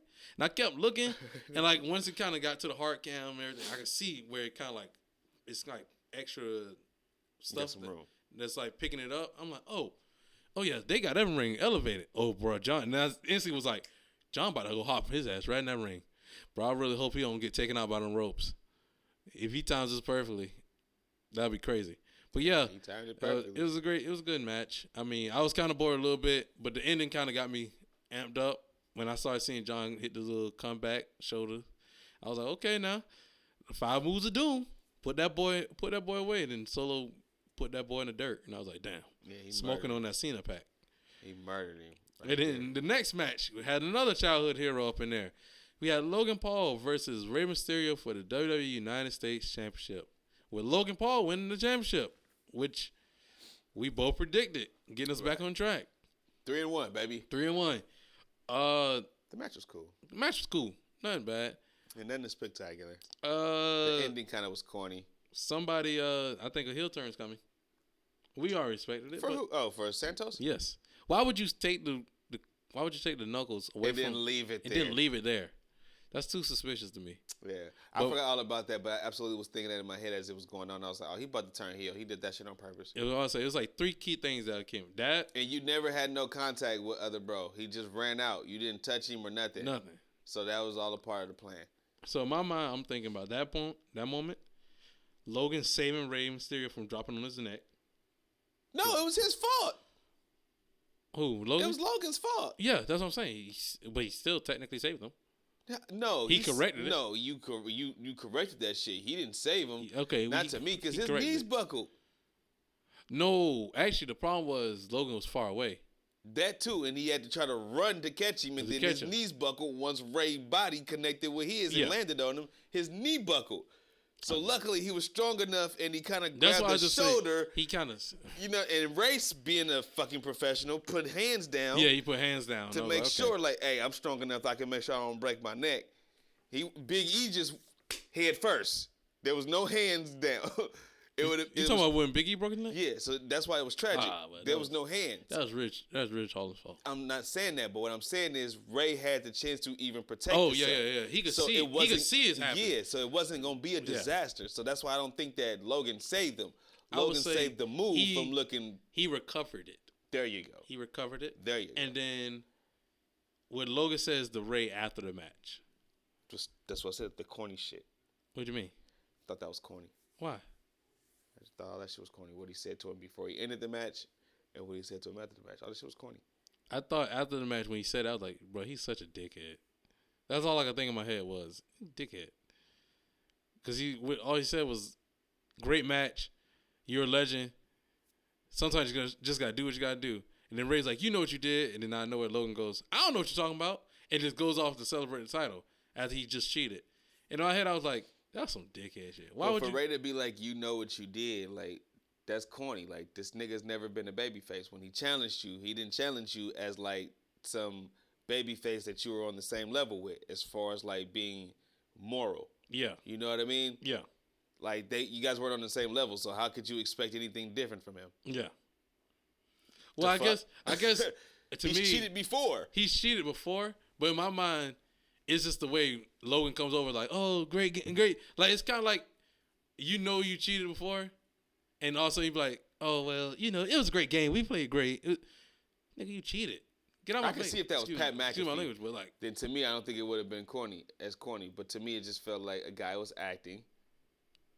The acting shit, just why I don't really care for Seth Rollins. The acting as you're delivering whatever you're delivering in the ring, you shouldn't be acting really. make it feel like you're really trying to be a dick. Yeah. You know what I mean? Not like you're. I think he was told. I think he was trying to be a dick, but it's just. But this was still something you were told to do beforehand. The delivery of it was kind of off, but I was like, "Yo, that's some dickhead stuff." That's instantly what I was like, "That's some dickhead stuff." I was like, "Okay." I didn't think it was corny. I didn't think it was over the top. I was like, "Oh, this is something." I was like, "Okay." And I was like, "Why he just randomly want to walk over to Ray and do that?" Okay, cool, whatever. But when he held him and said that something about like you're a legend, I don't want to do this to you or something no, like that. It's like you're a legend. You're a legend in this game. You know, sometimes you just gotta do what you gotta do. So that was after the match when he said that. That was after the match. I thought that was at the finish. Oh no. That was after the match. Gotcha. Yeah, that shit was corny to me. And then after that, and that match went 17 minutes and 55 seconds. Fuck. And then the match following that, Io Sky defending the WWE Women's Championship versus Bianca Belair for 16 minutes. So can I say this first before we go into this? Yeah, go ahead. So they had like a little promo going on beforehand. Like it was a Saudi Arabia promo. And Bianca showed up in it and she talking about something about her match tonight. And I'm like, you ain't got no fucking match tonight. What the fuck are you talking about? Totally forgot that this match was even going to happen. Because that she's doing her little promo talking about, yeah, I'm so happy to be here. And what I want to do is I want to win tonight for Saudi Arabia, whatever. And I'm like, you don't have a fucking match. Why is she even in this promo? Like, she don't have a fucking match. And then like 2 matches go by and then they show the promo for Io and Bianca. I'm like, oh, she is here. My bad. I didn't remember. So I didn't even remember this match was going on, but it still was a decent match. And the end got to me and I was like, yes. I was happy. I got happy at around the end. I was like, Kairi Sane? Let's go. And may I add, yes. Goddamn, she was looking sexy as hell. She was looking bad. She was looking nice. I don't know what it is. There's some fits when the females go to Saudi where I'm like, you know what? You should wear that as a regular fit. The whole long sleeve fit? Yeah. Like, Kairi's fit her a little bit. And I was like, I like that. That looks better. I like that better than the Pirate Princess look. Oh, yeah. And then what threw me off, too, was like, it seemed like an Asian horror flick. Yeah. The way she was acting, and I was completely enthralled in it because it seemed real. Yeah. Again, it didn't seem like no bullshit. Yeah. It didn't seem like she was acting. Yeah. It seemed genuine, like she's really like, I've left here and something transformed me into this whole completely different thing. I'm not even a being anymore. I'm a thing now. Right. And now the way that I moved, the way she was moving and like the robotic turns, and then she went up and then she still hit that goddamn elbow with precision and speed. But then when she got back up, it still was like slow motion, plodding, kind of eerie. It was even a little eerie at times. Like, yeah, I like that. I just like the story that's about to be told. That's what I'm more intrigued about because she left because of Bayley. Bayley took her out, and also I want to see what they do with Asuka. Because Asuka technically on different shows, aren't they? Or no, Asuka's on SmackDown. But it's the fact that Asuka gave up her title for Kairi, basically. She gave her title opportunity to go back there and save Kairi. Mm-hmm. And Bayley took her out. So, and you know, Asuka's a babyface right now. So, from what I'm seeing, this is me speculating. Of course, you know, fancy booking as I always do. I'm seeing a women's war games occur right now. With Damage Control and Kairi Sane taking on Charlotte, Bianca, and Asuka. And maybe what's the old girl name? I forgot her name. Just went blank. I couldn't even tell you. Shotzi. Maybe Shotzi. I don't know. Oh. Yeah, I have no clue. Are you talking about for this month? Huh? For this month? For the War Games coming up in 2 weeks? Yeah. Damn, my eye itching like a motherfucker. Yeah. That's the only thing I can see right now. And then, you know, they got rumors going around and stuff like that. But right now I'm thinking, you know, this is going to lead to either Io and Kairi breaking off from Damage Control. And I'm okay with that because I feel like Damage Control. You think Kairi going to be a part of Damage Control? Huh? You think Kairi going to be a part of Damage Control? No. She's going to tear Io out of that. And then right now Dakota is hurt right now. So I feel like the question is, because did Io call Kairi to come there and watch her back? Because she didn't trust Bayley. So that could be a whole thing in itself where EO's like, I'm kind of distancing myself from Bayley. Yeah. And this really ain't even Kyrie doing it. This is me. I feel and like she's Kyrie's about to make her own group. byproduct. She's about to make her own group. Just like how she was in Lucha Underground. I think that would be great. She's in Lucha Underground? Yeah. Her and Kyrie, I want to say, was in Lucha Underground. Damn, I don't remember none of them in Lucha Underground. Was it the later years or early? I want to say early years. I might be wrong. I don't remember him. I don't really remember the complete history of Lucha I remember Underground. I don't remember Thunder Rosa. I don't remember them. They was up in there. They was wearing all black. Gotcha. But yeah, I think that's how the setup of the story going to be going soon. Wait, who wins? EO. I think that was the prediction. I don't even remember. We predicted EO. We're doing good. We're doing good so far. No, we do great. I think we only got one wrong. We only got one wrong. Well, no, I got the last one wrong just because I tried to go on a limb. Then, next match, we have Cody Rhodes versus Damian Priest. Damn, I forgot that match happened. Goddamn, I thought we was at the main event. Cody, I love you, but shit, I forgot. But also, let's also talk about something that happened earlier tonight, though. You know, Seth Rollins defeats Drew McIntyre. Damian comes out to try to cash in the Money in the Bank. Right before he could cash it in, Sami Zayn steals his Money in the Bank briefcase. So Damian cannot cash in the Money in the Bank, so he doesn't get a chance to cash in at all. So now he comes out. He just only has the title belts, and he's taking on Cody Rhodes, who gets all the pyro in Saudi. Who gets all the what? All the pyro. Oh. Even to the point where I want to say Wade Barrett goes, dang, Cody, how much power do you need? He makes a little comment saying that. God damn it. Yeah, I don't even remember him having pyro like that. Bro, that power is crazy. Maybe I ignored it. Boy. So he should be your world champion. If you're going to spend all that money on him for pyro. Him and Roman had the same amount of pyro, basically. Damn. The same amount. And I was like, yo, this is crazy. That is crazy. All right. And he gets it twice now. Remember now, Roman only gets it like once when he comes out and raises his arm. Cody gets it the first whoa and the second whoa on the turnbuckle. Damn. So he gets pyro times 2. But yeah, it was not a bad match. Okay match. I enjoyed it. It was pretty good for what it was. Once again, less is more.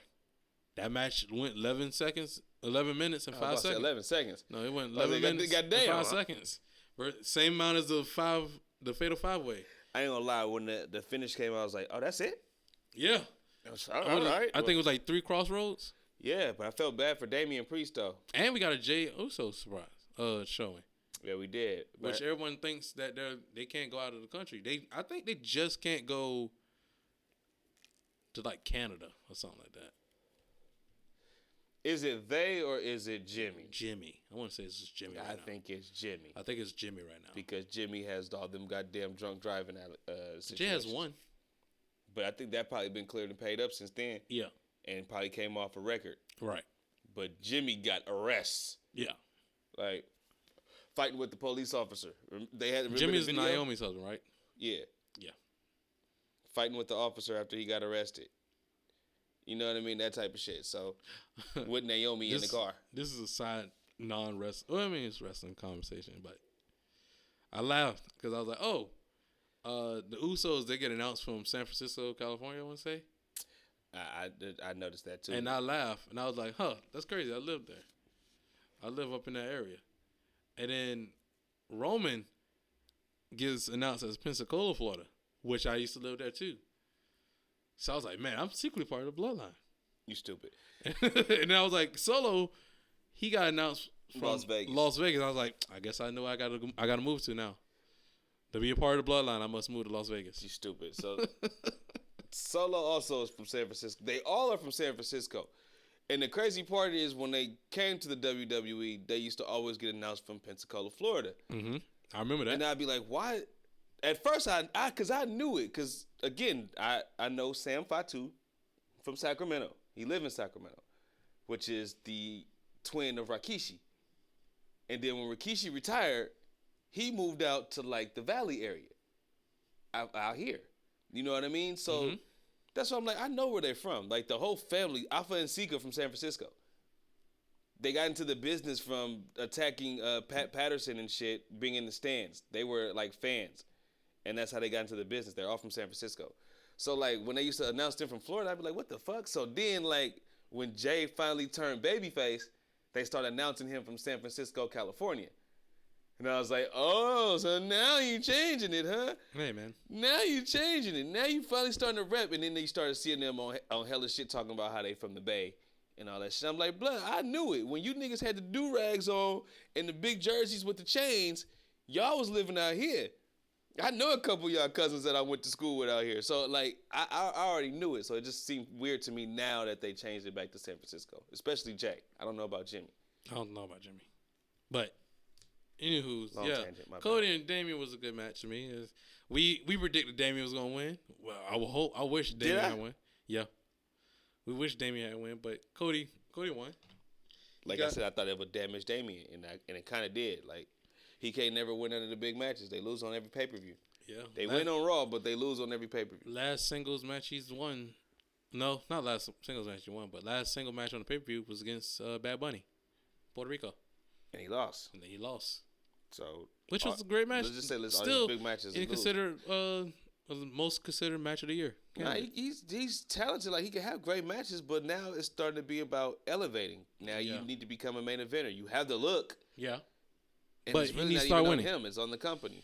So, well, when you get wins against Cody, who we're trying to build up right now is Cody. Damian. Cody's built. Yeah, he is. He only had one loss, and that was against Brock. Like, he's built right now. Yeah. Cody hasn't lost no matches since he's been back, except for the one against Brock. And the tag title match, I don't even think he took the fall in that match. I think Jay did. Jay did. So. And don't forget about the Roman. Hell, he did lose against Roman. But that was, again, through nefarious means. Yeah. That was because Solo interfered. Cody doesn't lose matches unless something happens to him. No, Brock beat his ass. Oh, no. Well, Point blank, period. Brock had him, isn't that the one where his arm was broken or something?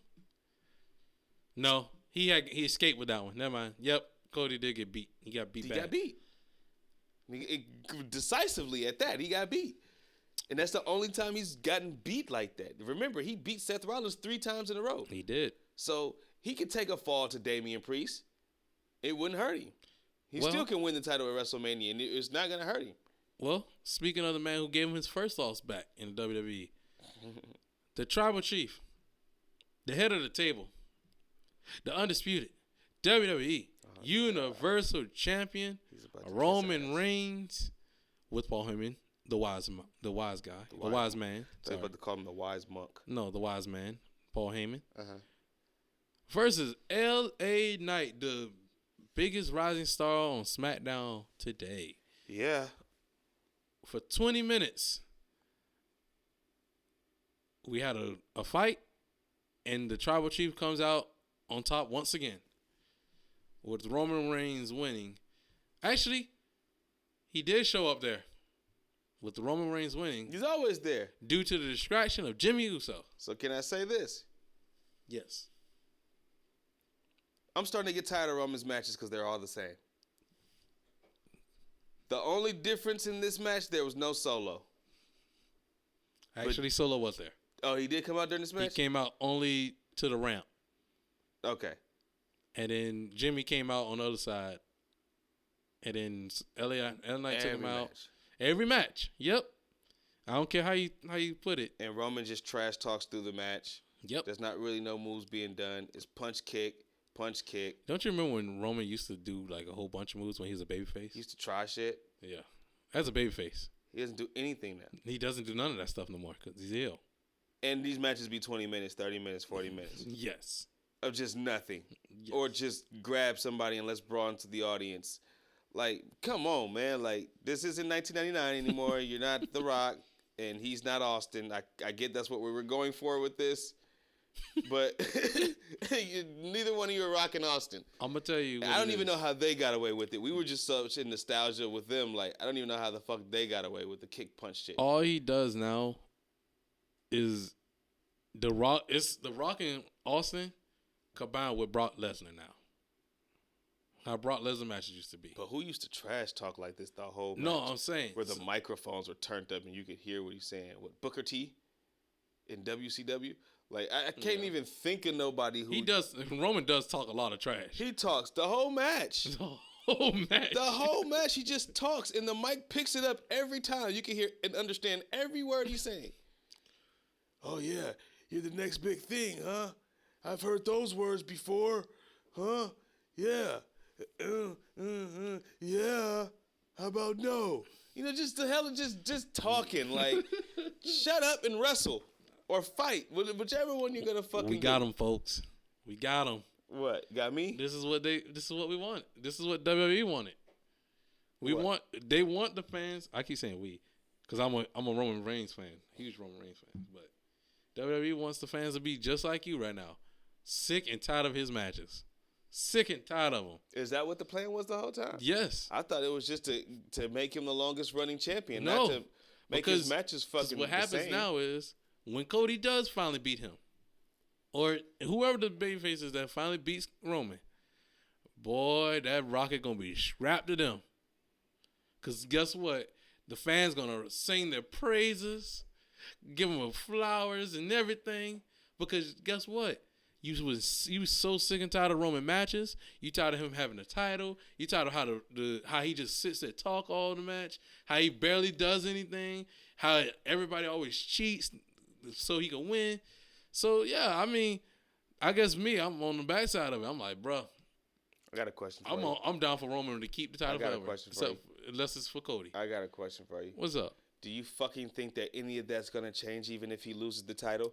You think he's not going to still trash talk in the ring? You think he's not going to still have these slow plotting matches? You think he's not going to still show up every 2 months? You think all this shit's going to stop because he loses the title? Let's be for real here, dog. Yep. You said it offline. I don't know if you said it on there, but offline you said it. Roman's about to go on vacation. He's going to go on vacation. He is. You think that's going to stop because he comes back? Roman probably going until, what, SummerSlam maybe? Let's just predict he loses the title at WrestleMania. He ain't going to be back to SummerSlam. I say maybe July-ish. SummerSlam is when? August? So June, July-ish. Okay. That's still a good time. You're going to come back. You're going to talk trash and everything. But I don't think it's going to be to a point where Roman wins the title back instantly. We ain't going to see Roman win again for a while. I'll probably say next time we see Roman win, big match is WrestleMania. The next WrestleMania after Philadelphia. That's what me. Is anything going to change for his matches? I was about to say, I don't think that answers my question. Is anything going to change for his matches? I would say no. In his matches, in his presentation, but we won't see him. We won't see him, so it doesn't really matter. We literally would not see him. It doesn't, and that's what I'm saying. You talking about to keep him the champion, like for another year? Like what the fuck does that? I don't want to see him for another year. Whether he's the champion or not, like they're gonna still present him the same. Like he's still gonna be the same. He's still gonna trash talk. He's still gonna show up every 2 months. First of all, it's annoying now because he is the champion to me. Even though I'm a Roman Reigns fan, it annoys me because I'm like, bro, he's a champion. He's barely here. And when he does come in, his match is going to be the same. But you know what? I'm enjoy it while I can. See how this goes. See how long this goes. And I'm not even really annoyed by it until we have to sit through one of his matches. And then it's like, okay, well, why? What are we doing here? Why is it the same fucking match? For me, when it's against people that I know won't take the title from him. So I want to say, what match? Who did he face before LA Knight? Cody at WrestleMania? Logan Paul? I know it when I hear it. It wasn't AJ Styles. Nah. Jay. It was Jay. There you go. The last person I thought was going to lose the title, he was going to lose the title to was Cody at WrestleMania, and that was probably the last match where I was like, Roman might lose the title. The rest of the matches so far in between then and now, I'm just like, he's not losing that title right now. So I'm just like, the match is gonna go however it's gonna go. It's gonna go. You know how it's gonna go anyway. Right. But I know he's not losing the title to LA Knight. So I'm like, okay, it is what it is. But this does play into something that we mentioned last week episode. Do you see? This is a question right here. Do you see Roman showing up at Survivor Series? I don't even know anymore. Based off of how he should, but I don't even know anymore. the way that they're going with it. But he absolutely should. He's the world champion. He's the biggest champion that they have. So not the world champion, but he's the biggest champion that they have. Because in my mind, so I'm looking at this. Why is he not on the third biggest show of the year or fourth biggest show of the year? If Roman's not at Survivor Series, well, here's my question. If Roman is at Survivor Series, what do you do with him? You have him defend the title against who? Well, no, if he's not going to defend the title, then you just have him set up another feud or whoever that you feel like he's going to go against in December or January, you have him come out and disrupt their match or interfere in their match. Or if Jay is there, you have him come do something with Jay to continue that so we could finally find an ending towards this bloodline shit. I think that's extending too long. So is it? The bloodline thing has been extending too long. That it's well, not even, no, I'm saying like it's not even to me, the bloodline right now is just only Roman, Jimmy, and just Roman and Solo, really. Yeah. And Jimmy's just trying to see if he's still in there. He is. He's in the bloodline. But I'm saying like him, Jimmy, and Solo, and then really the story. I was gonna say with Jimmy and really the story between Jimmy and Jay. Solo finding his own, and then Roman's just still champion. But the story has been going on for a while. Too long. It's been going on for so long now. It's been like 2 or 3 years now. It's been going on as long as this podcast today. Oh, yeah, we are at the tail end. I was just about to ask the last question of it all, really. If you had to give us a rating between 1 and 10 of this crown jewel, where you putting it at?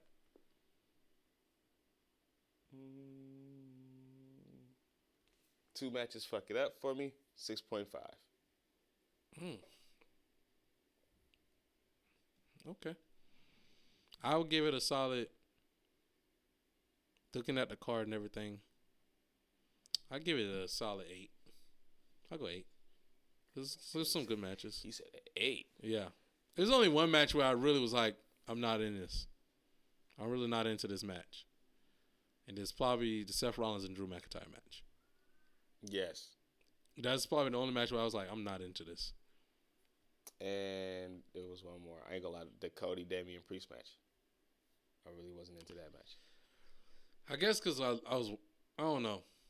I enjoyed it. I think it was a lot going on, and I enjoyed it. I guess that's why they did a table spot and all the other stuff. But it was, to me, I like Damian. He looked strong. That's why I think I took out of that match was that he looked strong. He didn't look weak. Right. So I was like, that's why I kind of enjoyed it more, because I would have hated it if they would have did it where Cody just did a simple, because the whole entire time they was playing up how Damian does the Reckoning and Cody does the Crossroads, which are both the same move. But are they? I don't even remember the Reckoning. The Reckoning is literally the Crossroads. The Crossroads, but Damian just puts his arm out first before he does it, and then he does the move. Oh, that's literally the only difference. Cody just stares there and does it. Damian goes boom. I didn't even know that. And then just does it. Shows you how much I be fucking paying attention. Well, because they made Damian stop using that move.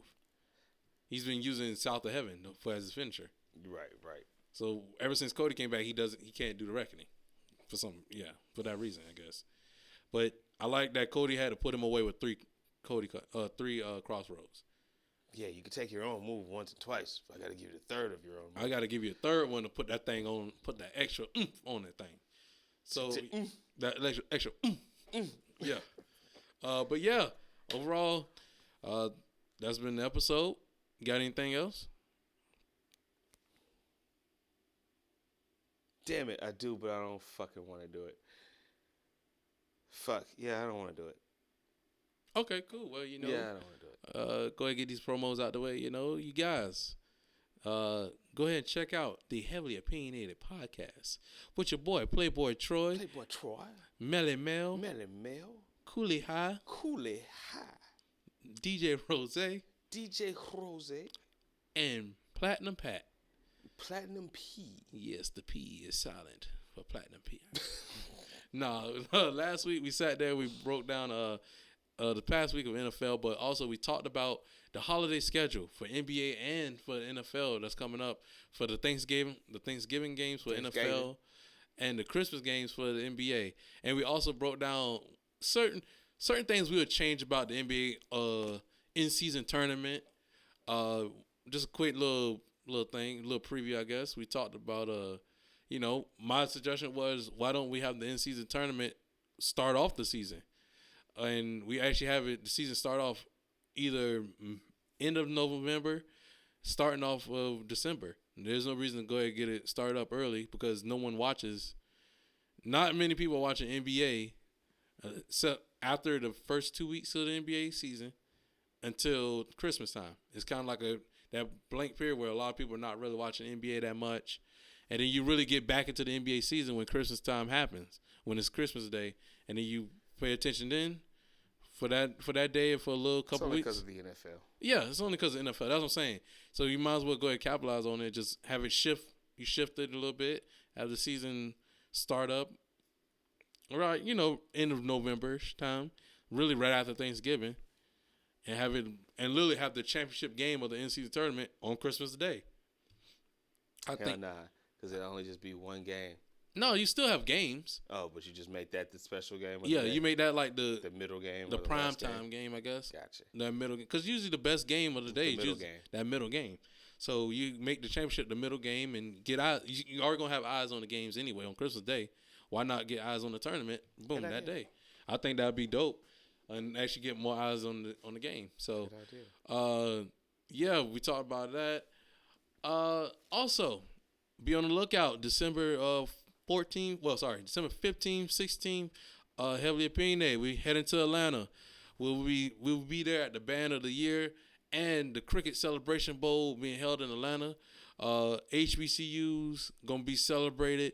So y'all go tell your mama, go tell your daddy, your papa, your auntie, whoever, your TT, the Gucci granny who got holes in her panties. Whoever you got to tell, go tell them to pull up to Atlanta December 15th to December 16th, so you boys could catch Heavily Opinionated live in person. We gonna be there in the stadium out there. We're gonna be out there in the parking lot, kicking back, and we're gonna be debuting our side show, The Penthouse, with your boy Playboy Troy, Platinum P, and Cooley High, as we sit there and we get to talk to the peoples there in Atlanta and there at the event.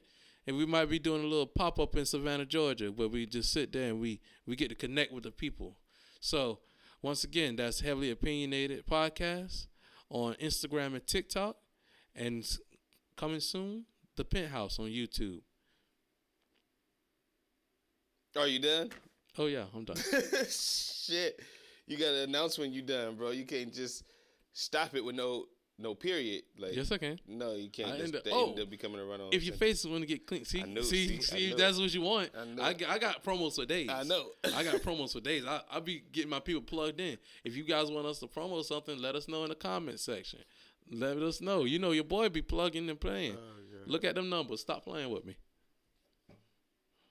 Anything else? Is it too real? Run-on sentence. Like, put a period at the end. Like, anything else? Is he too real? Man, just keep a lookout for the Warriors Since 9-1 podcast. That's that Georgia education. Man, keep a lookout on that. We don't end it with periods. We end it with commas. Man, there's a possibility that the sentence will continue. Again, y'all, Warriors Since 9-1 podcast. Be on the lookout for that. Probably drop that on Tuesday. We talk about the week for the Warriors, their road trip, where they went 2-2 on the road trip, and still how good the team looked even against their loss against the Denver Nuggets. So if you're into basketball, we're not taking questions right now. If you're into basketball, check that out, especially if you're a Warriors fan or anything NBA related. Yeah, that's all I got to say, bro. Go ahead. Nope, sorry. You already shut me down. I'm done. All right, y'all. Because my eye feel like it's swollen right now. I don't know what the hell going on. This has been the Warriors Since 9-1 podcast. What the fuck is that? This is crazy. This is nuts. Wow. Anything else? That's all. Yeah, this is all. Even with the skeleton hand in the shirt. So this has been the Warriors Since 9-1 podcast. No, it has not. What is going on here? Close this door. This has been the Wrestlemaniacs 2 podcast. Your boy Izzy Too Real. Your boy Playboy Troy. We'll see y'all next week, man. Peace out, bro. Yes, sir. You and this goddamn man. Never mind. End the recording now. Now.